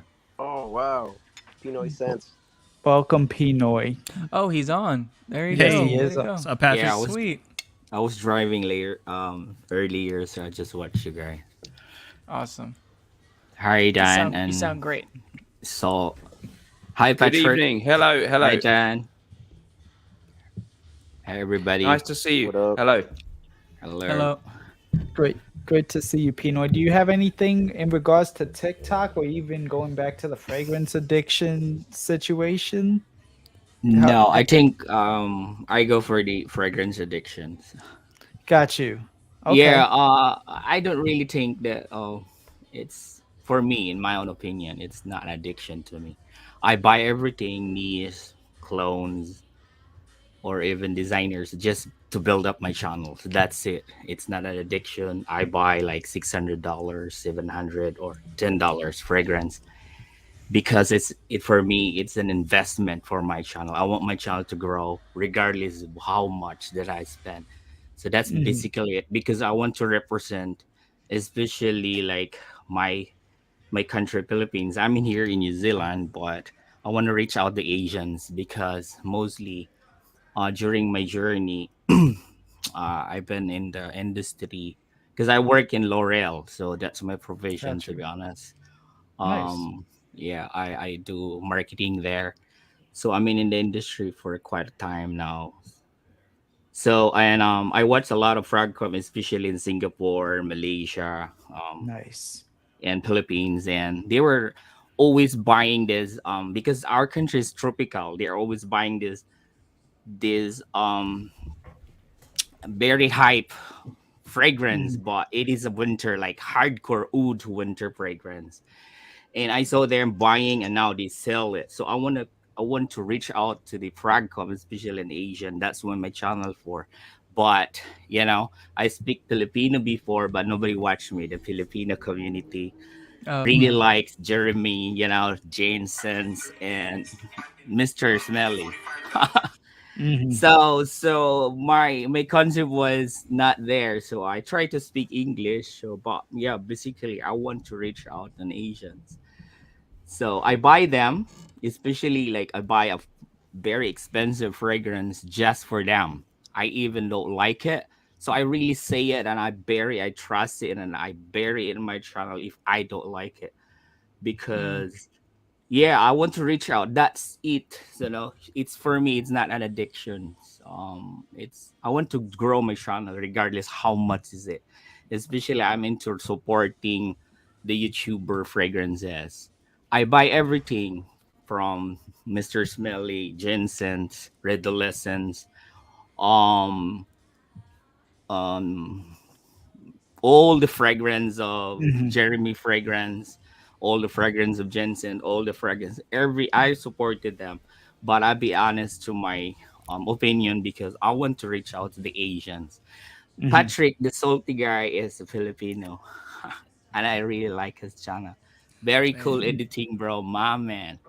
Thanks, Patrick. I And salute. Yeah, that's I all my do. opinion, but that is just for me because uh, I saw my fragrance now. Before I'm just doing it, I just buy just one Layton forever, and I just buy Creed. Just before I have a channel, I always wear a niche, and I don't really buy those niche before. But now I'm buying everything just for my content. Got you. Even my wife says, "Hey, you just buy like 120 ml Creeds." And as I spend in our area, that's like 600 New Zealand dollars, and that's very expensive. And I don't care. Yeah. That's an investment. If you really don't like it, I'm gonna sell it after. The fragrance here in New Zealand and Australia is small. It's like composed of like 2000s, but Fragcomm here are very supportive to each other. So you can sell it, you can decant it, and now you can build up another money or a raise to buy a new one. So that's what I do. I review everything on my channel, regardless it's just $5 or $500. It's for my content. I don't really consider it an addiction. That's my own opinion. Yeah. Pat, that's you wanted to say something really quick. What's up? Oh, I was just gonna say that Patrick, I don't know how much if you guys have watched his channel at all, but he's very honest when it comes to his reviews. If he says he doesn't like something, he's definitely gonna tell you he doesn't like it. So and that's great. I think people should do that. I think people should definitely state their opinion on whether they feel they don't like a fragrance or not. And they're not saying that everybody thinks that, okay, I shouldn't even hold that one up because I like that one. But, I think everybody should state their honest opinion about whether they like a fragrance or not. And you're not, and nobody is saying that, oh, I'm buying this fragrance and I think it's bad. I have CK Eternity. It's garbage. You shouldn't buy it. I don't say that. And I wouldn't appreciate somebody's opinion if they say this is garbage, don't buy it. Nobody's gonna like it because, regardless of what Cuddle says, fragrance is subjective. I agree with that. Yeah, it is. Yeah. So Fragrance I'll tell is you subjective. if I don't like it, and I'll tell you why it won't work for me. But it could very well work amazing for the next person. Like, for example, Rick RXL, he loves some of the Michael Malolo fragrances. He loves. I think he loves quite a few of them. that's fine. There's nothing wrong with that at all. It works for him, doesn't work for me. I'm just telling. If I make a video on it, I'll just say it doesn't work for me. You mean like this? What was that? What was it? Wow. No, it was I'll go to hell, man. Get the hell out of here. That's out. a great fragrance. Shout out to everybody, especially to Raphael. Hello, Raphael. Lord Metak. How are you guys? I think it was Patrick who said that the fragrance can be awesome. It can smell good, but then when you put it on yourself, you can even realize that it smells good, but also come to the realization that the fragrance is not you. It doesn't like, it's not your personality. And that's what I've noticed. There's fragrances I hear people, they rant and they rave of how good it is. I get the fragrance, and then I'm like, oh, it smells good, but it's just not my personality. Whereas there's other fragrances that are kind of old school. I was telling Dan about, like, this is an older fragrance, kind of older. But when I put it on, even though other people might be like, oh, it smells like an old man, for me, it just feels like me, like laid back, just sitting around working at the house. Like it just works for me. So I don't know, that in that case, I do think scent is subjective. I think, like, for example, when one of my early videos, and Patrick brought this up, I bought Leighton. I thought Leighton was amazing. Then the more I wore it, the more I realized this doesn't really feel like me. It's kind of a sensual, sweet, whatever, fragrance. And then I started steering away from that type of fragrance profile. And I started getting more into like the Fougères, the Chypres, and stuff like that. And that's more of my scent profile. I'll go more for that type of scent. And then dipping your toe into the vintage fragrances, oh my God, that's another crazy avenue that just opens an entire new world to you, because you're talking about a lot of old designers instead of newer niche now. So yeah.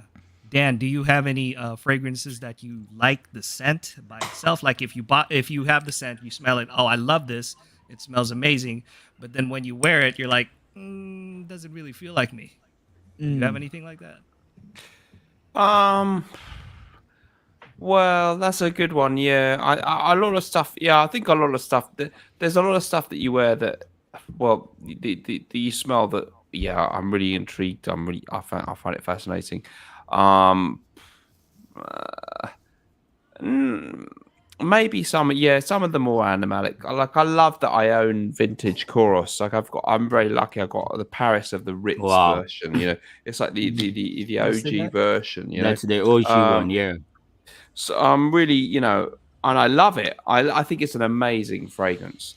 Would I necessarily, if I was going on a date, unlikely, but would I wear it? Maybe not. I mean, but I got this for a steal on eBay. It's got, it's got the I love the box, all this shit. I'm so happy to have it. And I think it's a masterpiece of perfumery. And you've got all this. They don't give you you get the leaflets, advertising other stuff that you would get with it, and amazing. I'm so happy to have it. But would I actually it's a masterpiece to smell on a tester strip and to wear if I was going on a date with a hot chick. Nice. Hot Eastern European MILF. Would I wear it? Maybe not. I think, but I love it. Amazing. So yeah, but I can totally relate to that.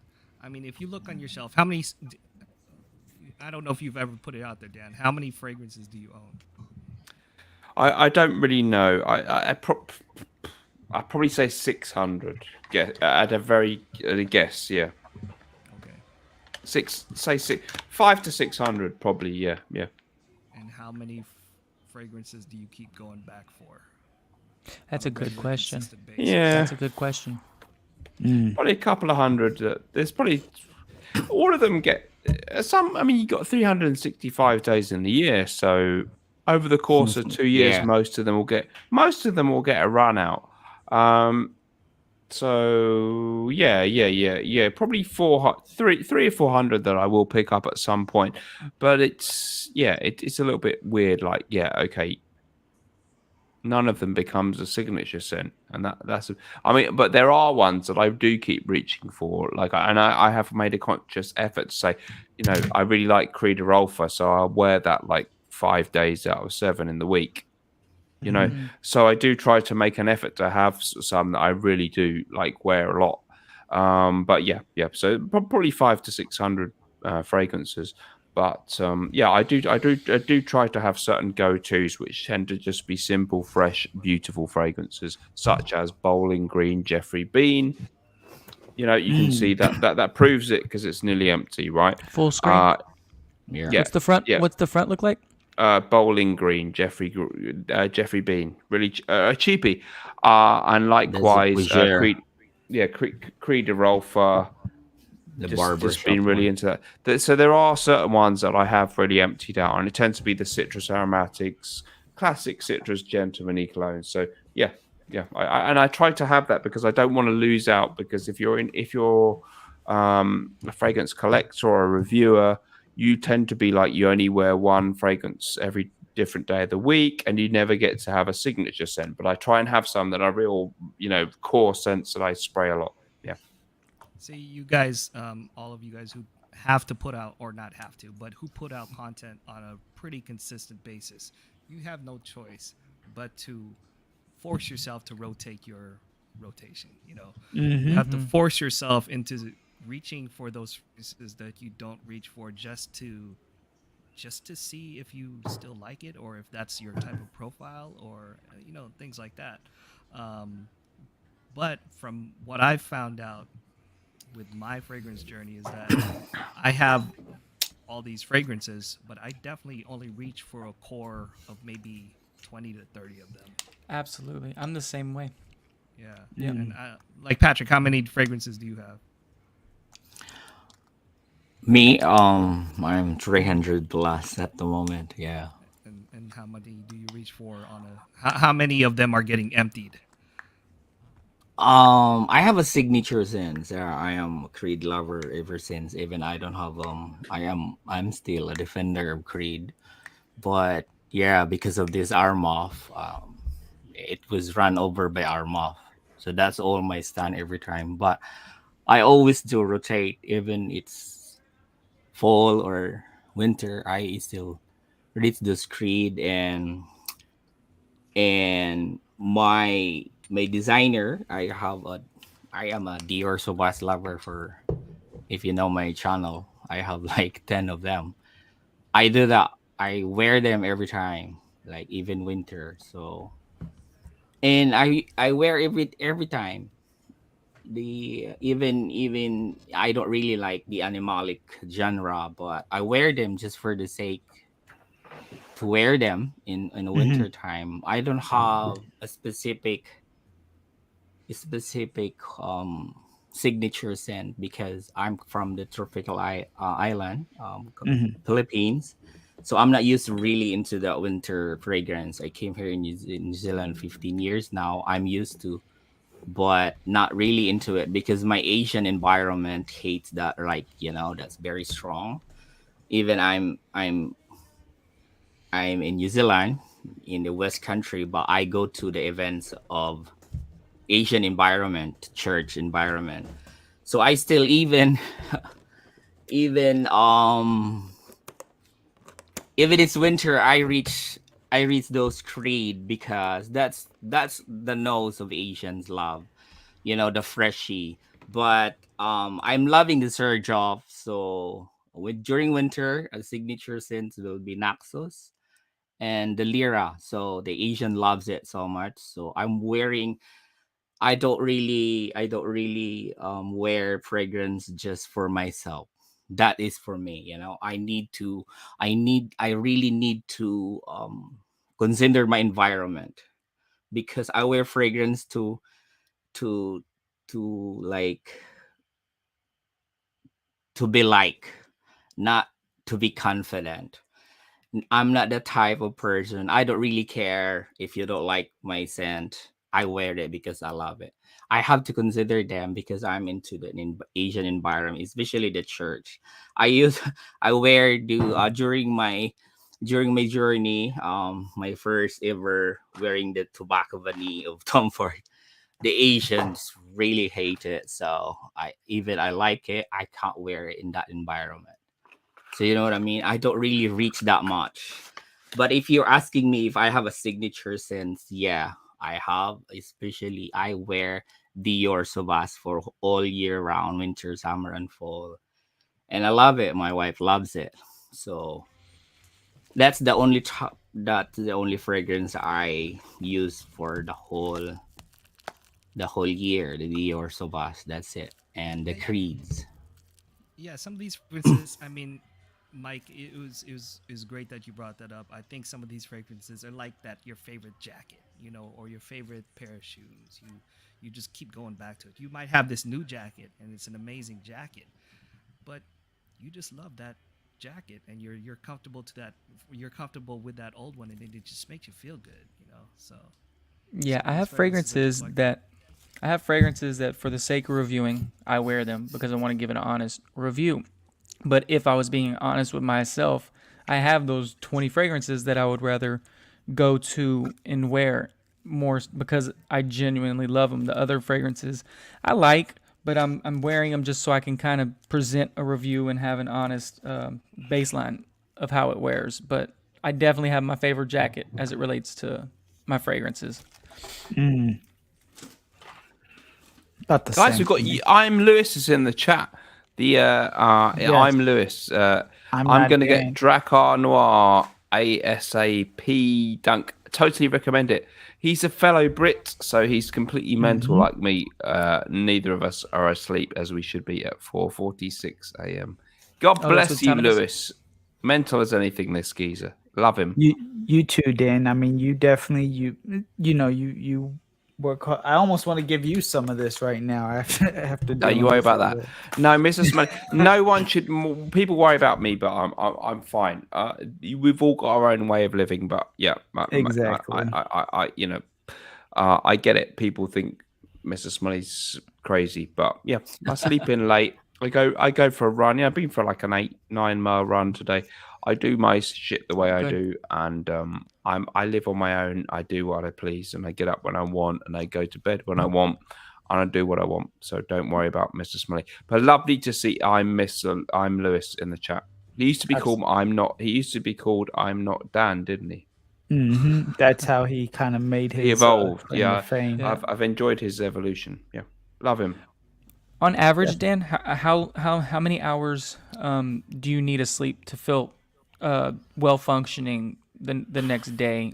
Well, just on average, I know it changes. Like I might get only 3, you know, and 7. I get plenty because I live on my own and I do what I want. So I reckon I get the full 8. I get the full 8. Yeah. Okay. 8. Yeah. Yeah, then you're fine. Like that's where it hurts people is when you're only sleeping 2-3 hours a night. But yeah, if you're getting 8, you're fine. No, I get plenty of sleep. I just live on different time scale. I don't have to get up early. I know some people say, "Oh, that's bad," but I don't really care. Like, I'm answerable to no one but myself. So what if I get up a bit later and I stay up a bit later? What's the difference? I'm still doing a full day's stuff. I don't really care. So yeah, I've had so many situations where I was under pressure to be this and fit in with the relationship, and it's just a great pleasure to be, as we say, a bon vivant. Somebody who just does what he wants. It's a great pleasure to me, and if it cuts 10 years off my life or whatever, well, I'll take that a great deal. But people may not appreciate that. So yes, I kind of just do as I please. Yeah. And you said you ran 8 miles. That's pretty damn good, damn. Yeah. I love a lot. Thank God. Yeah, my dad, who's passed away now, God bless him.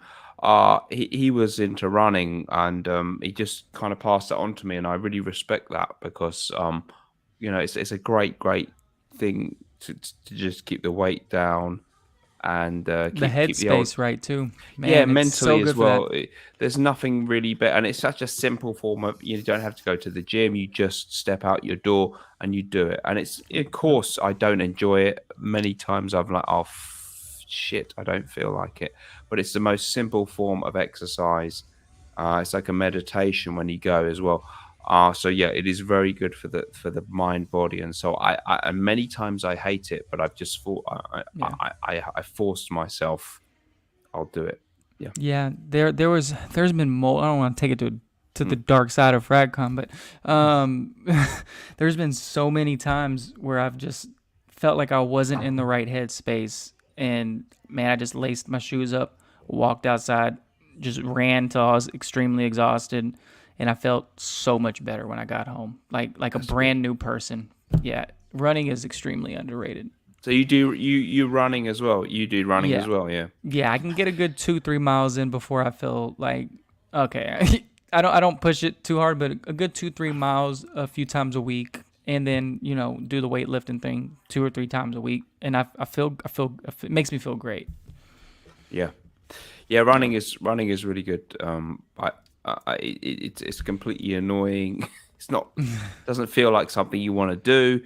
And you think you can't. There's a kind of a level where you go past 2, 3, 4, and if you go for a really long one, and it really gives the endorphins or whatever they talk about. It's really true. So if you really push it to like go 10 miles or something, you really get this natural well-being feeling of it. Yeah. Do you run in your tux? Yeah, obviously, yeah. I'm not going to go. Yeah, I'm not going to go there. Come on. Have you run a marathon yet, Dan? No, I've never done that. No. I think the longest run I've been at half marathon. I've done, but not in an organised event. But I think I've done about 13 miles. But yeah, no, I do recommend it. It's because obviously humans are like, we're built to walk and to run. We are nomadic creatures, going back to our caveman days. So yeah, we're built to do that, and it does do your body a lot of good, and it pays off a lot of the yeah, we're built for long distance running. I have to run off a lot of this shit, so because I drink a lot. So yeah, what the fuck. Yeah, same thing. I've never done a marathon. I've done a few half marathons as well. And, oh right, yeah. Oh great, yeah. There was a period of my life where I wanted to do a triathlon, but because I could pull off the 8-9 mile run and not be feel too fatigued, but I think I'm past that point in my life. But there was a point in my life where I really did want to do a triathlon. Yeah, I love the endurance events. I think we are, as a species, really we're very much a species that used to exist on walking around. I don't know what he did, hunting the wildebeest or the wild boar. So we are built to walk and run, and so it's one of the simplest forms of exercise. And obviously your most important muscle is your heart. So that gets me away with many of my vices. And let me tell you guys, a lot of my other shit ain't great, but I somehow I feel it balances it a little bit. Yeah. I think you're good, Dan. Thanks, Mike. I appreciate that.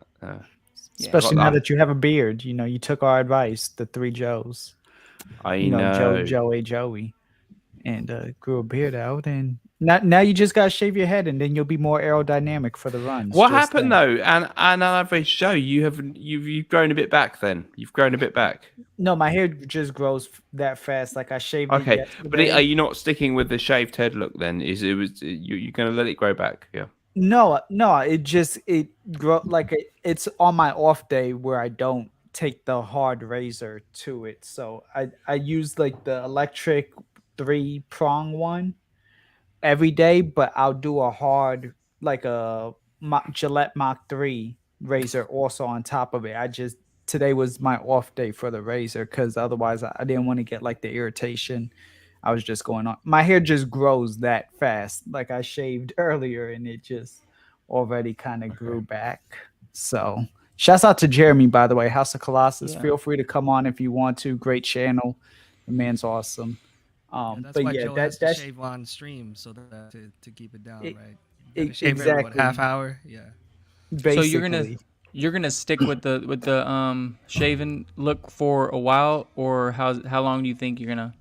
About July, the Okay. beginning of July, maybe after July 4th. Then I'll go ahead and I'll kind of switch it up. But I mean, literally, this is only just because I didn't take a Gillette to it today. I only took my Phillips. But yeah, I don't think there would be any instance ever where I would shave my head. I don't think there would be any instance ever. Yeah. Not even now that you have 1,000 subs, not even if you were super chatted like I was to shave it. Yeah, I was one of the people that influenced that super that I remember like that's why I'm saying it. Nah, I mean just between y'all four and however many people are watching, I just don't think I have the ears for a completely shaven head. I don't think that would work well for me personally. So Gotcha. yeah, I probably will not be shaving my head ever. Hey, shouts out to Jeremy. Jeremy knows one time for the even though again, technically I'm not bald right now in this instant, but no, I do like it. I've kind of always had the Caesar. I've done the Caesar a few times, which is a little bit more than what this is right now, but which is why I knew I'd be able to pull off the bald look relatively well. It's just the main because my hair grows that fast is actually it's almost like if like one morning I shave, then the next morning I wake up with the amount of facial hair that Dan has already, and then turn around and I shave again, and then it grows, and it just grows that fast, and I can't. Kind of hard to keep up, but this has definitely been quite the surprise. I mean, a lot of first timers. I do gotta say, Pinoy, definitely grateful and thankful that you've been on today and sharing your thoughts and opinions. Thank you. Are you? So you're like waking up. Well, no, hang on. It's like it's tomorrow. 16 hours. You're like in the middle of the afternoon in New Zealand, right? Yeah, for 4 p.m. Yeah, Jesus. I was about to say it's like 3 or 4 p.m. Yeah. 8 p.m. on the West Coast. I mean, 9 p.m. Very familiar with New Zealand. I am extremely familiar. So yeah, it's like about 4 p.m. But almost like you, Dan. It's like the sun's in his area and the sun's about to be in. No, the sun's coming up. I'll give you the honorary sunrise. That's awesome. If you ever wondered where Mr. Smelly lives, yeah, it's. Oh. I can't really get it. Eric might use your coordinates now from this picture to go ahead and. The sun is coming up in sunny Rochester is a lovely town in southern eastern England of Kent. Yeah, but the sun is sun is rising, but that's fine. That's fine. Dang. Hills, you look good. I think you could definitely pull it off, though. Even if it's like a half shave or something, you could definitely rock something. That's for sure. Really cute, says Hillary, the Burrow. Shouts out to the Burrow, by the way. Nerdy Fragrance Reviews. It's because of them that I can't. Well, mostly Yara, who's also one half of the Burrow, that my head ended up being shaved anyways because she was like, "Hey, let's stream." And we didn't have any topics, so it ended up being, hey, guess what? At the end, you shave your head. Also, shouts out to Eric. Great to see you. Thank you for stopping by. You can knock on this door. I plan on it, Eric. Just give me some time, and I'll be waiting for you. But DDAARP was younger. But yeah, I wasn't sure on which direction this was going to go after the reaction video, and I gotta say I'm pleasantly surprised and thankful. Also, shouts out to Germs. I see you, bro. Thank you. You saw Dandy peeking out there. I think so. Dan, really quick, because I forgot to give my take on this. I know you were having the thing earlier of like who would you have in a boxing match. I do think people were trying to say like the Fragrance Apprentice. I don't think it would be George, or even they were trying to say Max Forte and pin. Yeah, it was a fun theme though, right? Good theme, yeah. I think maybe the Modern Dandy suit versus suit, and I think that might be your personal rival, or could be your Versus rival. me. Yeah, Well, because because he's cucked me a few times on the streams. He's given me some jip on the streams. Yeah, that could be fun. Yeah, you think it in full dress code kind of bow tie mode? Yeah, exactly. Suit yeah. versus suit. I mean, he's the modern dandy, but you're the modern almost gentleman of sorts, and you both kind of have your own way about things and different That could suit work. styles. Yeah, So, but I don't have any beef with him because I really like him. You want that anger, you want that animosity to be in there. I kind of like I like what I like the idea, but We want you the want there drama. to be, yeah. Therefore, I would my ultimate would be Martial versus Cuddles. oh yeah, no, that is the ultimate. I think that's everyone's like Cuddles versus everybody. right. Yeah, tag team. A whole gauntlet match, 50 different I think people. if there was a weird Fragcomm tag team kind of situation, I would actually team up with Cuddles as a kind of bizarre. How Steven Regal would kind of bizarrely team up with people that I could actually see myself go with him and be the Nasty Boys or something. I could see that working. I would actually team up with Cuddles. Like he would. I'd tag him and he would clothesline someone or something. I could see that working. Yeah. Definitely. That if any odd couple would work, I think it would definitely be y'all. Mike, do you have, or any of y'all, do y'all have like maybe like a preferred tag team part if y'all had to like tag team for the fragrance community, not necessarily to fight, but just in general, like just be like, hey, that's a cool person. Like I know a lot of people are gonna be like, oh, Joe would be with Joey, everything else like that, and y'all are the bald bros. But it's like, nah, actually, like I would probably want a woman as my tag team partner. I'm just saying, word. So, but what about y'all? Yeah, man. Shout out to Jeremy, man. House of Colossus. I'll team up. We could be tag team partners. I could tag up with Brian, my 2 cents. Yeah, he seems like he got a mean streak in him. Like we could make that happen. I don't know. There's quite a few people. Yeah. The whole boxing thing in general is very intriguing. Not just the wrestling, but the concept of who would go up against who is kind of intriguing. Right. Definitely. Yeah. It is. Do either y'all, Pinoy or Sancho, have anything y'all want to chime in with that? Or no, I'm just enjoying the conversation and being part of this. But I guess I would be like the doink of Fragcomm, because like me, Aram, and any bald guy looks the same. So we just like the tricks that he used to do, where like he used to appear on one side of the wrestling stadium, and then like another doink would appear. It would be like the same thing. Got you. What about you, Pinoy? Anyone? Maybe Joy Amin. Hey, okay. Yeah, I can see that. Yeah, I learned a lot from him, to be honest. He is in my Facebook channel. He taught Facebook group. He always taught me a lot of things, because I went to this Fragcomm. You want to meet a lot of, especially the YouTube reviewers. I hook up with bad people, to be honest, and Joy Alman reached out. Nice. And I said, hey, get out and that kind of vibe. It's not good. So I really learned a lot from him. When you are starting, you want to hook up with a lot of people, or especially, and I had an experience, and I learned a lot of lessons for that. So I guess to my mentor Joy Amin, I guess. Yeah. Got you. That's awesome. So what's his take about? I haven't watched the what about the thumbnail? What's his take about this addiction thing? I haven't watched that. Got he has you. a video of that.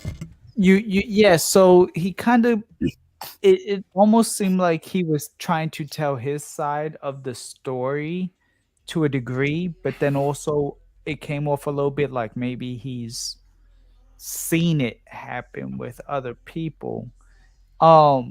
It was a good video and great that he was able to open up the floor for like a discussion. I mean, it really spawned this whole live stream even just because of it. But I do kind of feel like he kind of laid it on a little bit heavy with some of his examples being a little too specific. It was just like the trials of a YouTuber trying to make sure you have good equipment, and that could be pressuring to build towards the addiction. And then like your want to like try new fragrances. Hills had made a great point earlier, Hills from the Borough, and it was something like she doesn't know if it's necessarily that she has like an actual addiction to the fragrance, but where is this point? I'm getting closer. I'm sorry. I'm trying to pull it up. Here we go. And it was that it may not necessarily be an addiction to the more to discovery than actually like having every bottle, but then like for some people it could be being addicted. I will have to have every like Zaharoff, or I have to have every Roja or everything, and now it's costing money, and then it ends up for taking up space in my room, in my house, and then I don't sleep because I'm trying to review. And so I just feel my own critique, because I mean his points are his points, and he did kind of say like to me my stories and everything else. So my only critique would be the dark side of Fragcomm and fragrance addiction were like two different things. And he never really covered the dark side of Fragcomm, but he kind of lumped them two because the title of the dark side of the dark side of this game, which basically is Fragcomm. Like almost draws you in because fragrance addiction is something different. That's it's like two different books, a part of the same series. This is like the second book or the sequel, and that could be one thing, but that would be my only like critique. Not that it's a negative, but the actual critique. Hey Joe, I'm tapping What about out, but Mr. I get you. What's your take then, Dan? I know you comment, and I was driving. I can't really hear. What's your take about the Mr. Smelly Dan? Okay, bear with me for 1 second. Let me sign Mike out. Mike, thank you. Great to see you. You're always welcome here. I appreciate you. Congrats on your 1K, man. bro. Thanks for having me. Pinoy, it's been a pleasure, brother. Take it easy. You're a legend. Dan, thank you so much for everything. I tell you that all the time, man. And get some sleep. Happy birthday. Or don't. You live by your own rules. All right, y'all. I'll sleep when I please. Yes, thank you. That's right. That's right. All right, y'all. Talk to you tonight. Bye. Bye. So Dan, Pinoy had a question for you. I want to hear your thoughts about our topic. Is it an addiction for you as a reviewer? No. As an influencer, as you have a fragrance of its own. What is your take? I understand some people it may be an addiction, but no, for me, I feel very, very comfortable with my fragrance buying. I get sent some stuff free, but not the overwhelming majority of what I have and cherish in my collection. I've bought, like the one I bought this week. I bought this on a Facebook group, Chanel Eau de Cologne. The vast majority of things I actually value and treasure, they're not sent to me free. So I do pay for them, but obviously because I have a fragrance channel, it's worthwhile because you need to have some fragrances coming in.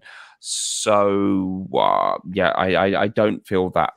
I got to be honest. I'm not very materialistic really. So it's not like a massive deal when I get a new fragrance in the door. I'm happy to get the ones that I really love.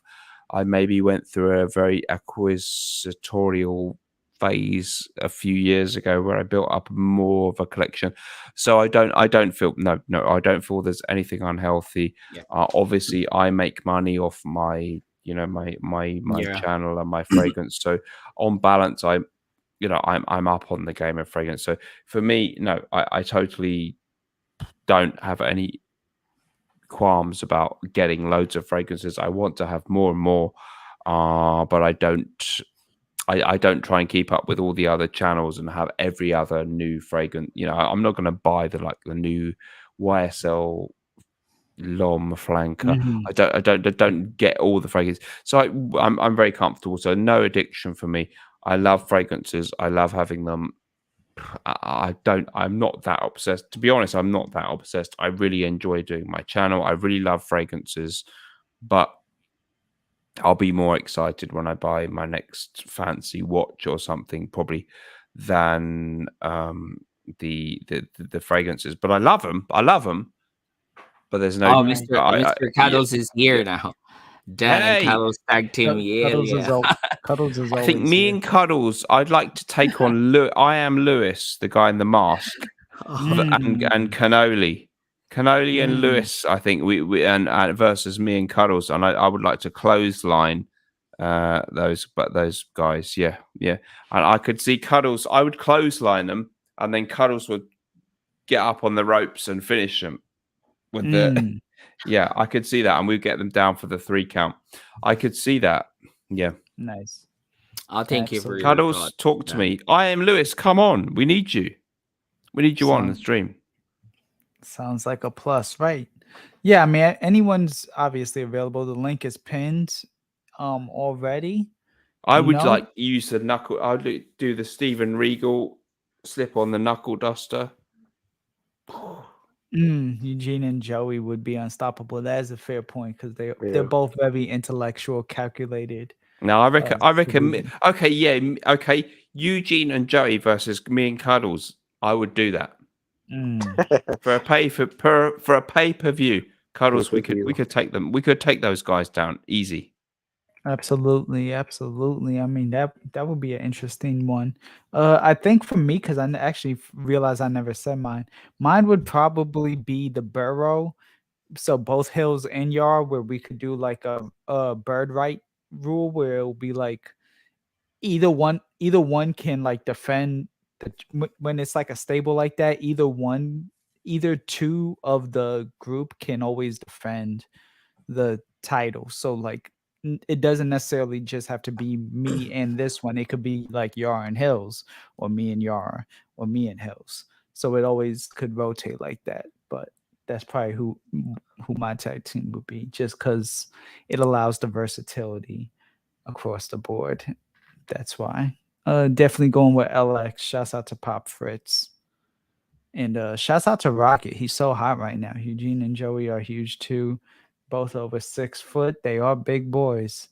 And both, yeah.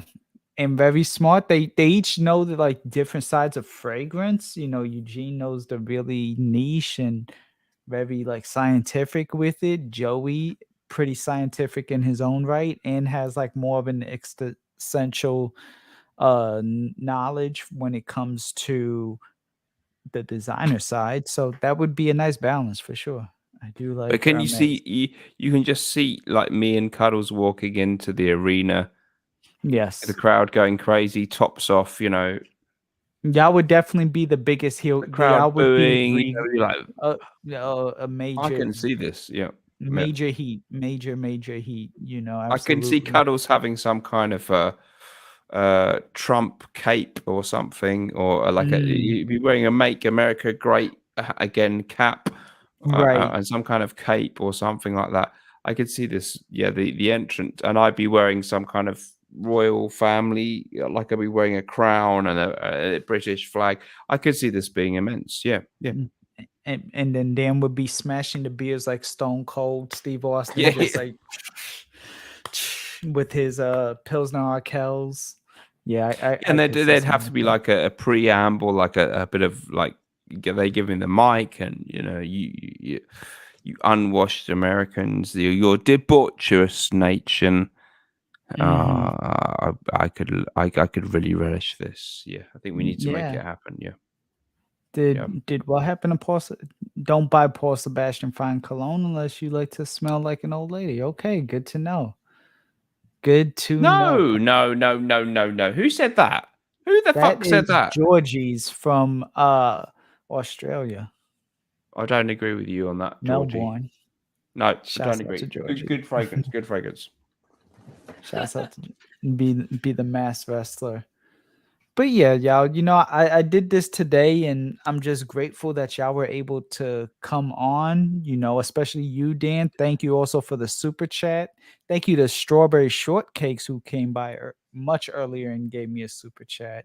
Pinoy, you know, you and I have been talking the last week and I'm glad that, you know, we got to interact and now you've come on and I'm definitely, you know, I've checked out some of your stuff and I'm going to continue checking out. And I'm in your group too for Facebook. So we'll definitely interact more. I knew you before. You're one of the foundation. You're one of the beginners of that. You know, I knew you for 5 years ago. Yes. But welcome back, you know.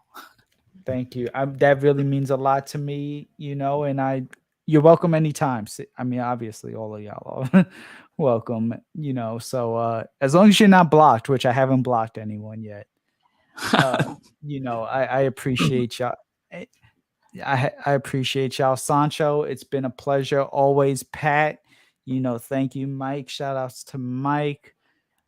Just everyone who has stopped by. It really means a lot.